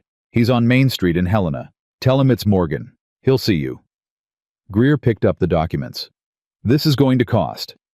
The money from the early harvest, Emma said. It covers legal costs and Cord's retainer. We calculated it. She looked at Caleb. He nodded. Greer stood, put on his coat, looked at them both with the expression of a man who was glad he'd come up this mountain hurt and angry on a spooked horse 3 weeks ago. I'll ride tonight, he said. I'll be in Helena in 4 days. Be careful on the East Ridge, Emma said. Come down the main trail. He looked at her. Someone watching. Someone was, she said. Act like they still are. He nodded, left. The cabin went quiet. Emma stood at the table with the remaining copies of their documents and listened to Greer's mule moving away from camp, the hoofbeats fading toward the trail, and then the mountain going back to its own business. She felt Caleb before she heard him move. The slight change in the air that meant he was close. Emma, he said. She turned. He was standing 3 feet from her. His expression was open, unguarded in a way she'd seen only twice before, once in the dark during the blizzard, and once in the moment on the slope when he'd held her hands. He had the look of a man who had decided to say something and wasn't going to take it back. I need to tell you something, he said. She waited. When I walked into the livery that morning, he said, I was down from the mountain because I needed supplies. That's true. But I'd been telling myself I needed to come down for 6 weeks and finding reasons not to. He held her eyes. I didn't know why I finally did. Until I saw you put that horseshoe nail through that hoof and not apologize for it. He paused. I think I came down because I was ready to stop managing. She was very still. And I hired you because you were right for the work, he continued. That's true. Every reason I gave you that morning was true, but it wasn't the whole truth. He looked at her with the directness that was she'd understood for a long time now, not distance, but its opposite, a man so unwilling to be dishonest that he'd rather give you silence than pretend. The whole truth is that I looked at you, and I thought that's someone I don't have to be afraid for. Her throat tightened. Why would you be afraid for someone you just met? She said. Her voice was steady. She was making it steady. I was afraid for Ruth every day, he said. From the first day I loved her to the last day I had her. I was always calculating what I'd lose. His jaw tightened briefly. And I still lost her. And all that calculating was just fear I dressed up as love. He looked at her. When I saw you, I didn't feel that. I felt something else. What? She asked. Safe, he said simply. She felt the word land in her chest, like something physical. Caleb, she said. I'm not asking you for anything, he said quickly, cleanly. I know what the contract says. I know what the season is. This isn't a renegotiation. His voice was low. I just needed you to know that what's happened up here, what you've built with me, it's not nothing. It's not a transaction that's going to end in October and leave us both exactly where we started. Emma looked at him. She thought about 16 years old and a letter to the county land office. About 6 years in a town that had decided her worth before she could argue it. About the morning she'd driven that nail through the horseshoe so hard the mule flinched not from anger but from grief, from the accumulated weight of being unseen. She thought about his hands around hers in the dark, about the way he'd said, I would have come looking, about the cabin he'd built for 2 people, even after the one person he'd built it for was gone. I know it's not nothing, she said. Her voice was not steady this time. She let it be unsteady. I've known for a while. He looked at her. Then why? He started. Because I don't know what I'm worth yet, she said. Not here, not really. I know what I can do. I know how I work. But worth is different from usefulness. And I've been useful my whole life, and I've never once been...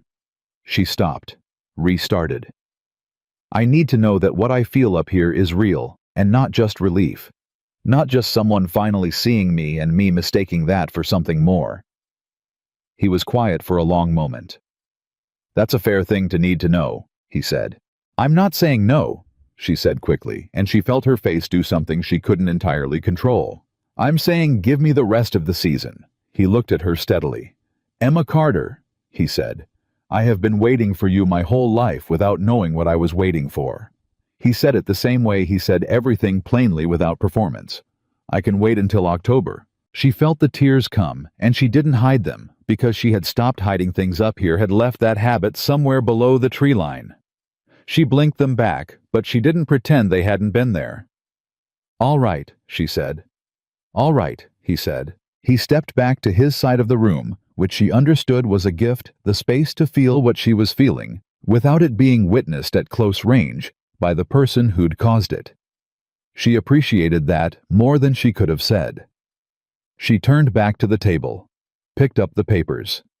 We need to prepare for the possibility that Finch sends someone up here again before Greer gets back from Helena, she said. I know, he said. His voice was steady. Back to the work, but warm now. Something in it that hadn't been there before, or that had been there and was now permitted to be. If someone comes up that east ridge, we see them first, he said. We know the terrain and they don't. And if they're not just scouting, he looked at her. Then we deal with what they are.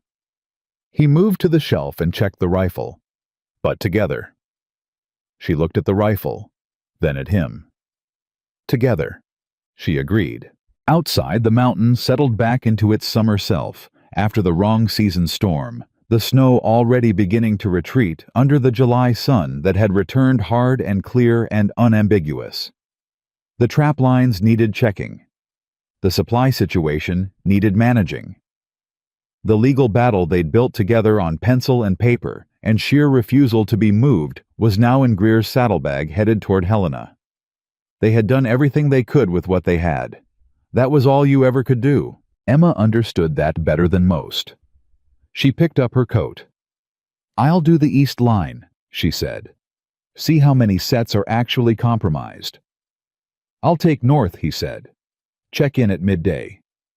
"Midday," she said. She was almost at the door when he said it. "Emma." She stopped. "I meant what I said," he said. "All of it."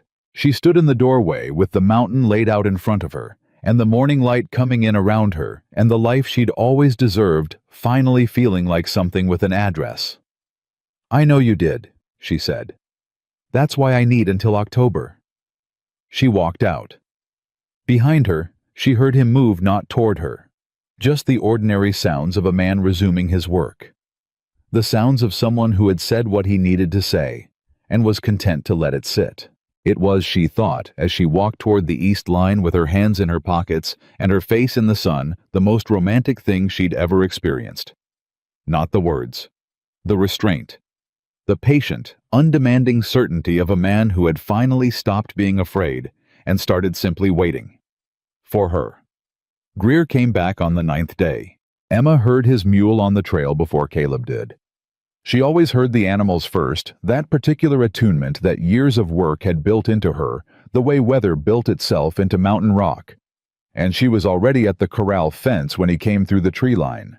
She read his face before he dismounted. He was not carrying bad news, but he was carrying complicated news, which was its own category, and she'd learned the difference between the two a long time ago. Bad news made a person's face go flat. Complicated news made it go careful. Greer's face was careful. "Get inside," she said. "Tell us together." Caleb was at the work table when they came in. He looked at Greer the same way Emma had, reading the face, reading the body, reaching the same conclusion she had. He put down what he was working on and waited. Greer sat. He pulled the saddlebag onto the table and opened it. "Cord took the case," he said. "He read everything the same night I arrived. He said, and I'm giving you his exact words, he said. It was the cleanest continuous occupation claim he'd seen in 15 years of territorial law." He looked at Caleb. "He filed the counterclaim the next morning. Interference with lawful commercial operation. Documented sabotage. And," he paused, "fraud. Forward sale of an asset under disputed and ultimately invalid title. That last one lands on Finch personally," Emma said. Cord said the same thing. Greer nodded. "The fraud claim isn't against a business. It's against Dale Finch as an individual, which means his personal assets are exposed, not just his operation." Caleb leaned back slowly. The kind of movement a person made when weight was being redistributed, not removed, but shifted into a more manageable position. "What's the timeline?" he asked. "Cord expects the territorial judge to dismiss Finch's injunction within 30 days. The counterclaim will take longer, 60 to 90 days for a full hearing." Greer reached into the saddlebag again. "But here's what I didn't expect." He pulled out a folded letter and set it on the table. "This arrived at Cord's office the day after he filed," Greer said, "from the St. Louis buyer." Emma and Caleb both looked at the letter. "He's withdrawing from Finch's contract," Greer said. "The moment the fraud claim was filed, the St. Louis buyer's lawyers contacted Cord directly. They want nothing to do with a disputed title. They put money down on a sure thing, and Finch didn't give them a sure thing." Greer's voice was level, but there was something underneath it. "The St. Louis buyer is angry. He's out a significant deposit, and he's making that Finch's problem, not ours." The cabin was quiet for a moment. "Finch lost his buyer," Emma said. "Finch lost his buyer," Greer confirmed. Emma looked at Caleb. Something moved through his face, not triumph. Too tired for triumph, too real for it. Something closer to relief, which was what came after you'd been carrying something heavy long enough that when someone finally helped you set it down, you didn't feel joy. You felt your own arms again. Is it over? Caleb asked. The injunction is effectively dead, Greer said. The fraud claim is alive. Cord says Finch may try to settle out of court rather than face a hearing. He paused. And there's one more thing. Emma looked at him. Cord spoke to Judge Alderman in Helena, the one who handles territorial claim disputes. Greer folded his hands on the table. Alderman wants the record you built, the full written record. He's already heard of the sabotage Cord told him, and he wants to see the documentation. He looked at Emma specifically. Cord said whoever wrote that record did it like someone who'd studied law.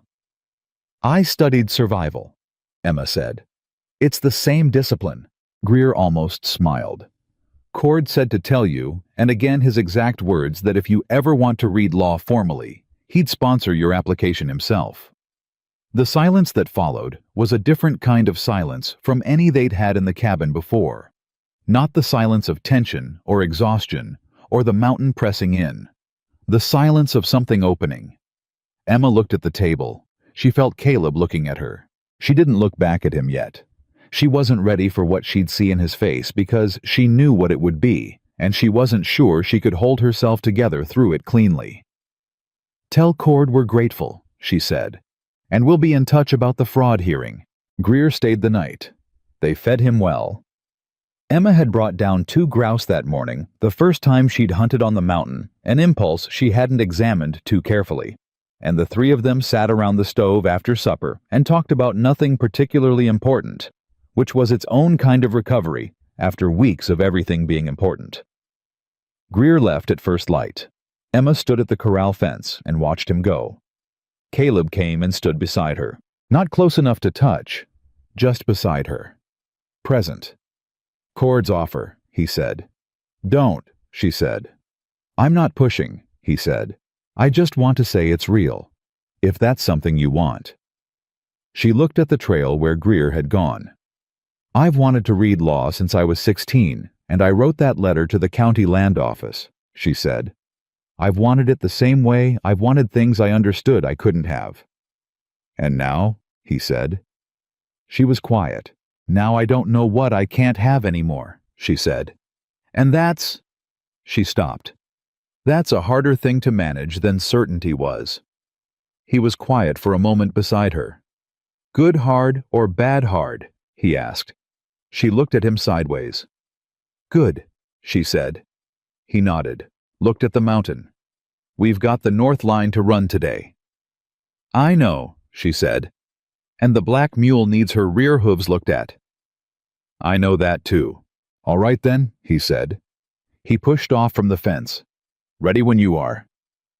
She watched him walk toward the cabin and felt the particular ache of someone standing at the edge of something they'd always believed was for other people.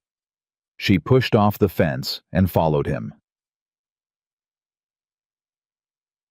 The second twist came on the 31st day, and it came from the direction Emma least expected. It came from Red Bluff. The supply rider Tom Packard, the man Caleb had named as a witness, 3 years of consistent delivery runs, arrived 4 days ahead of schedule, with a look on his face that Emma had learned to read on working men, the look of someone who had information they'd been thinking about the entire ride up. He carried the regular supplies. He also carried a letter, not from Cord, not from Greer, from Judge Caldwell. Caleb opened it at the table, while Emma stood beside him close enough to read over his shoulder, which she did without asking, because they'd long since passed the threshold where permission was needed for ordinary proximity. She read it twice. Then she looked up. Finch tried to have the contract voided, she said. He filed a challenge, Caleb said. His voice was very controlled. He's claiming the contract was signed under duress, that I pressured you. The cabin went very quiet. Tom Packard, who had the good sense to understand he was standing in a room where something serious was happening, set down the supply crate and stepped back toward the door without being asked. Emma read the letter again. Caldwell's handwriting was precise and legal and entirely clear. Finch had filed a challenge to the notarized partnership contract in the county court. His claim that Emma Carter, a woman of limited means and social standing, had been coerced by Caleb Morgan into signing an agreement that benefited Morgan disproportionately. That the contract was therefore invalid. That Emma had no legal standing as a partner in the operation. It was Emma understood with a cold clarity that settled into her the way real anger settled, not hot, not loud, but deep and permanent, the most sophisticated thing Finch had done. Because it was designed to look like protection. Like a man standing up for a woman who'd been taken advantage of. When what it actually was a man trying to erase her. "He's using me to get to you," she said. Her voice was even. She was very, very calm. "Yes," Caleb said. The same controlled evenness. "If the contract is voided, I have no standing. The notarized record becomes irrelevant. The counterclaim loses its second signature." She set the letter down. "And I go back to being nobody he has to account for." "Yes," Caleb said again. She looked at him. "He watched you walk through that crowd in the livery. He knows you'll fight for the claim. He's not sure you'll fight the same way if it looks like fighting means using me." Caleb's jaw tightened. "He miscalculated. Badly," Emma said. She turned to Tom Packard. "Tom, I need you to answer something honestly." He straightened. "Yes, ma'am." "In 3 years of supply runs to this camp before I came up here, have you ever known Caleb Morgan to pressure, mislead, or misrepresent anything to anyone in his dealings?" Packard didn't hesitate. "No, ma'am. Mr. Morgan's word is it's the standard I measure other men against if I'm honest. And since I've been here, have you seen any indication that I'm here against my will, that I've been coerced, that I'm anything other than exactly what the contract says?" Packard looked at her steadily. "I see a woman who runs this operation like she built it herself," he said. "And I see a man who, begging your pardon, Mr. Morgan, follows her lead on the animal work more than she follows his." Emma looked at Caleb. He looked at Packard. "You'll say that in writing. I'll say it to a judge," Packard said, standing up. Emma turned back to the table, picked up the letter. "We need to get this to Cord today," she said, "before Finch's challenge gets a hearing date." "Packard can carry it back down," Caleb said. "I know." She was already writing. "I'm drafting our response." She looked up briefly. "You're going to dictate. I need your voice in this, not just your signature. Cord needs to hear how you speak about this situation." "All right," Caleb said. He sat down across from her. She put the pencil to the paper. "Tell me," she said, "in your own words exactly how this partnership began and exactly what it has been." He looked at her, and he told it. All of it. The mules, the contract, the crowd in the livery, the judge's office, the mountain. What Emma had built, and what she had fought, and what she had figured out before he'd gotten there himself. He told it plainly and without embellishment, because that was who he was, and plain truth was harder to dismiss than decorated claims. Emma wrote every word. When he finished, she looked at what she'd written. Then she added one line at the bottom in her own voice, as herself as a woman who was done allowing other people to define the terms of her own story. She wrote, "I signed this contract freely, with full knowledge of its terms, because I had earned the right to make that choice. No one who has ever questioned my capability has also offered me a fair wage for it. Caleb Morgan did both. I will not allow my own agency to be erased in the name of protecting me from it." She signed it, slid it to Caleb. He read her added line. He read it twice. Then he looked up, and the thing in his face was not the almost smile. It was something beyond that. Something full and clear and unguarded. "That's the truest thing anyone's written in this case," he said. "Sign it," she said. Her voice was not entirely steady. He signed it. Packard rode down with the letter that afternoon.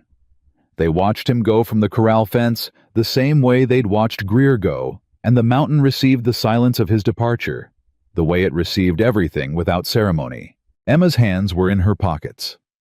The summer that had started in Red Bluff with heat that felt like punishment had shifted into something else up here. Thinner, cleaner, the particular quality of high-altitude August that was warm in the direct sun and honest about its temperature everywhere else. "He's going to lose," she said, not a question. Finch, Caleb said. Yes. Yes, he said. He is. She looked at the trail where Packard had gone. When this is finished, she said carefully, what happens to the operation? What do you mean?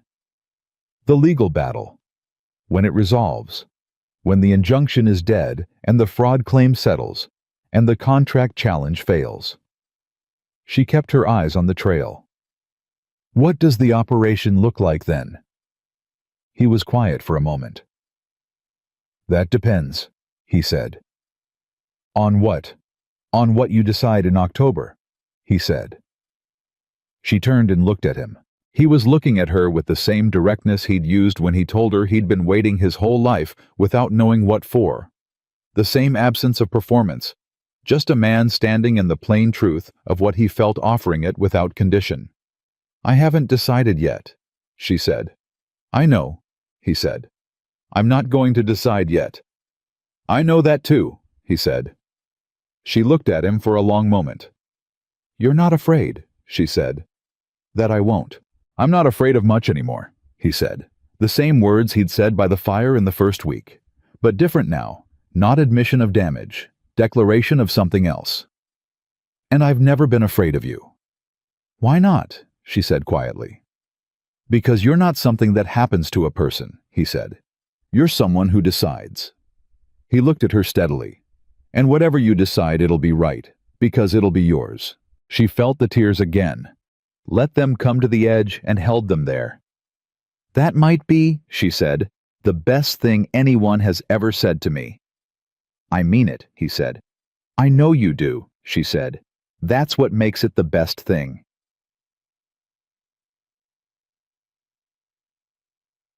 The hearing came to them rather than requiring them to go to it. That was Cord's doing a procedural maneuver Emma hadn't anticipated, but recognized immediately as elegant. Cord had argued to Judge Alderman that requiring the operating partners to abandon their documented continuous occupation in order to attend a hearing was itself prejudicial to their claim. Alderman had agreed. He sent a circuit representative up to Red Bluff with authority to take depositions and review evidence in person. The representative, a lean, precise man named Foster, who rode a good horse and said exactly as much as necessary, and no more, which Emma respected, arrived in Red Bluff on a Wednesday. Caleb and Emma came down from the mountain for the first time in 38 days. Red Bluff received them. That was the only way Emma could describe it. The town that had spent 6 years deciding her value looked at her when she rode in beside Caleb Morgan, not behind him, beside him, because that was what they were, and something shifted in the collective expression of the place. She could feel it the way you felt a current change in a river. Not dramatic, not an apology, just a recalibration, an adjustment of a calculation that had been made with wrong numbers for a long time. Aldous Pratt was standing outside his bank when they rode past. He looked at Emma. She looked back at him. She did not nod. She did not acknowledge him in any way that could be read as supplication or forgiveness. She simply looked the way you looked at something you had moved past. He was the one who looked away. The deposition happened in Judge Caldwell's office, which was appropriate since he'd witnessed the contract that Finch was trying to void. Foster sat at the table with his papers. Caleb and Emma sat across from him. Their lawyer Cord had come from Helena himself, which told Emma something about how seriously he took this case, sat beside them. Finch was there. He'd brought a lawyer from Missoula, a heavy man who kept his coat on despite the heat, and who looked at Emma when she entered the room with the particular expression of a man recalculating a problem he'd thought was simpler. Foster asked his questions methodically. Caleb answered them the same way he answered everything, directly without embellishment. Emma answered hers with the precision of someone who had spent 38 days on a mountain building the record that was now being read back to her in a wood-paneled office. Then Finch's lawyer made his argument. He was good. Emma would give him that. He built the coercion case, carefully constructing an image of a vulnerable woman with limited options who had been offered a contract she wasn't equipped to evaluate. He used words like dependent and isolated and unsophisticated, and each one landed in the room like a stone into water, the ripple spreading outward. Emma waited. When he finished, Foster looked at her. "Miss Carter," he said, "would you like to respond?" Yes, she said. She didn't look at notes. She didn't look at Cord. She looked at Foster directly, because he was the one whose understanding mattered in this room. I wrote the original contract, she said. Mr. Morgan signed the version I drafted. I set the terms, I named the witnesses, and I selected the venue for notarization. I have been managing the animal operation on this claim at altitude in adverse weather for 38 days. I identified the legal vulnerability in Mr. Finch's injunction before our lawyer did. I built the evidentiary record that Mr. Cord is currently holding in that folder. She paused. I am many things. Unsophisticated is not among them. And any claim that I required protection from a contract I wrote myself is not concern for my welfare. It is an attempt to remove me from a situation where my presence is inconvenient to someone else's plans. The room was very quiet. Finch's lawyer wrote something on his paper. Foster looked at him. Counselor, your response. The response was thin. Emma heard it and knew it was thin and could see from the way Cord's posture changed a slight relaxation barely visible that he knew it too. Foster closed his file. He looked at both parties. He looked at the documents. He looked at the room with the expression of a man who had seen enough of these situations to know what he was looking at and was not going to pretend otherwise. I'll have my recommendation to Judge Alderman within the week, he said. I anticipate he'll rule within 30 days after that. They rode back up the mountain that afternoon. They didn't talk much on the way up. There was a particular kind of exhaustion that came after you'd held yourself completely together in a room full of people who wanted you to fall apart, and Emma was feeling it in every part of her body. Not collapse. Just the natural release of sustained tension. Caleb rode beside her. He matched her pace the same way he always did, not leading, not following. Beside. About an hour from camp, Emma said, "Thank you." He looked at her. For what? For not speaking for me in that room. He was quiet for a moment. It wasn't my place. A lot of men would have thought it was, she said. A lot of men are wrong about a lot of things, he said. She looked at him. The mountain light at this hour was the particular gold that came in the last hours of the day, and it did something to the angles of his face that she'd stopped pretending she didn't notice. Caleb, she said. Yeah. I've made my decision, she said. He went still. Not pulling up his horse, they kept moving, but still inside his body, in the way he went still, when something mattered. October's not here yet, he said carefully. I know, she said. I'm not waiting for October. He looked at her. I came up this mountain for money, she said. For escape. For a foothold in a life that kept sliding out from under me. She kept her eyes on the trail ahead. I'm staying because none of those things are the reason anymore. Silence. The horses moving. The mountain in the gold light holding everything in its impersonal, faithful way. Why are you staying? He said. Quiet. Not pushing. Just wanting to hear it. She looked at him. Because you built something up here that's meant to last, she said. And I'm tired of things that don't. He held her eyes. The almost smile came. And then for the first time in the 38 days she'd known him, it didn't stop at almost. It became the real thing, full and warm and slightly unguarded in the way that faces were unguarded when they forgot to manage themselves. It changed him. Not into someone different. Into someone she'd been seeing the shape of for weeks, finally fully lit. Emma Carter, he said. Don't make a speech, she said. You'll ruin it. He laughed. She hadn't heard him laugh before. It was a low sound. Genuine, surprised out of him, the way real laughter always was, not performed, not social, just a man caught off guard by joy. She felt it in her chest, like a bell struck once clean and resonant, the sound filling the space and then settling. All right, he said. No speech. They rode. The ruling came 26 days later. Cord sent it up with Packard, and Emma read it at the table, while Caleb stood at the stove, and the black mule could be heard expressing her opinions about something in the corral outside. Judge Alderman had dismissed Finch's injunction. He had upheld the Morgan-Carter partnership contract as fully valid, freely entered, and legally binding. He had found sufficient evidence to advance the fraud claim to a full hearing, and had issued a preliminary finding that Finch's forward sale of assets under disputed title constituted bad faith dealing under territorial commercial law, and at the bottom of the ruling in language that Foster had clearly written carefully. The court notes that the evidentiary record in this matter was compiled with exceptional thoroughness, and reflects credit on the parties who assembled it. The court further notes that the partnership model demonstrated in this operation documented witnessed legally sound represents the standard by which territorial claims management should properly be conducted. Emma set the paper down. She was quiet for a moment. "Well," she said. Caleb looked at her. "It's over," she said.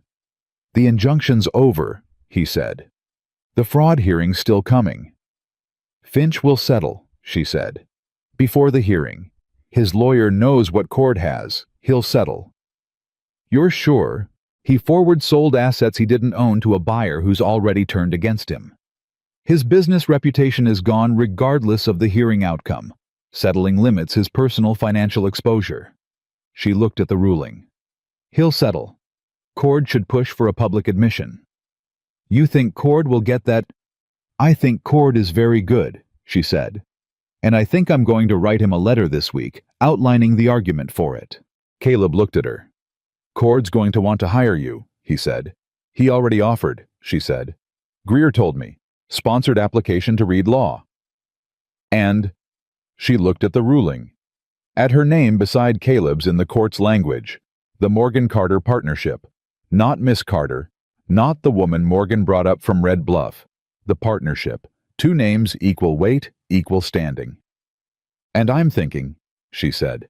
He came and sat across from her, put his hands on the table, not reaching for her, just present, grounded, the way he was always grounded. "What are you thinking?" he asked.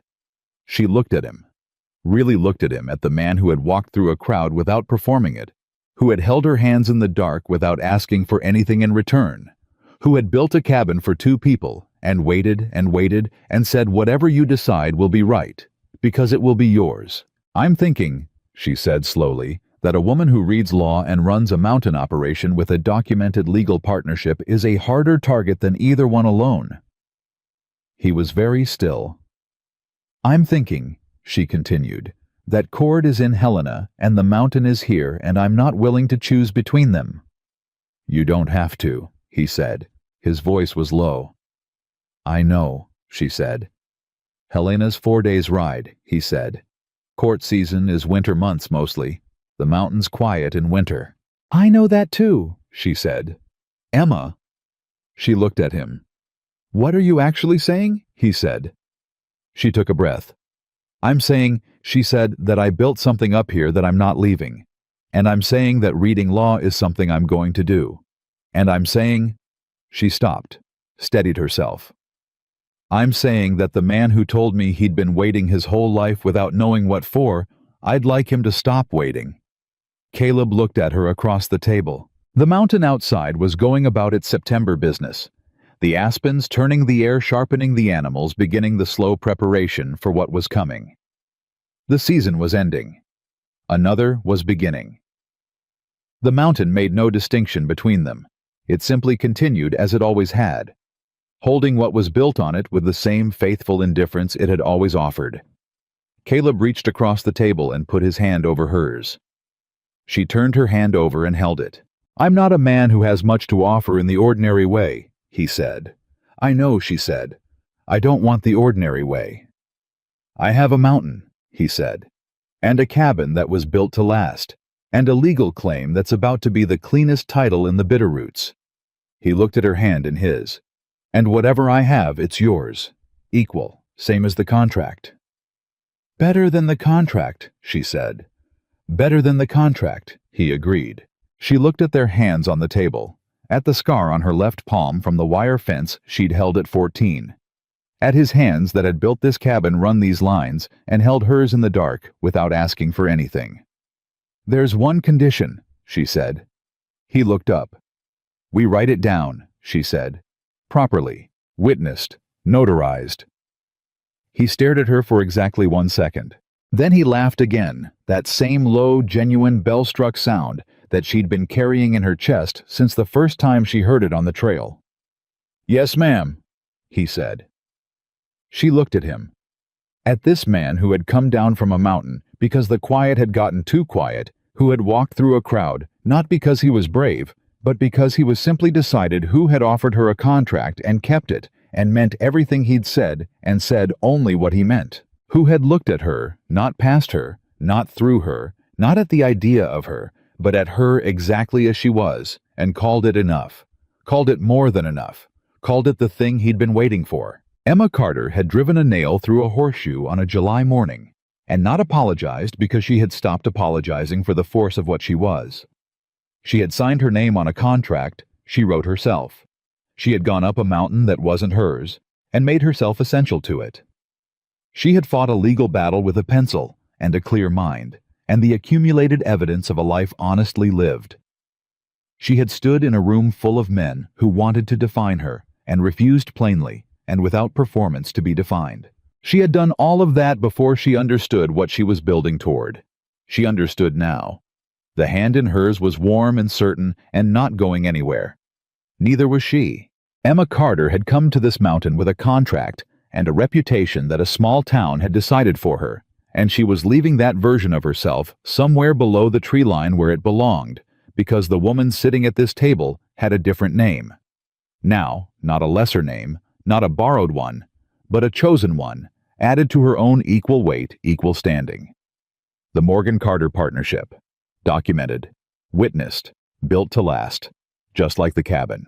Just like everything worth keeping on this mountain. Just like her.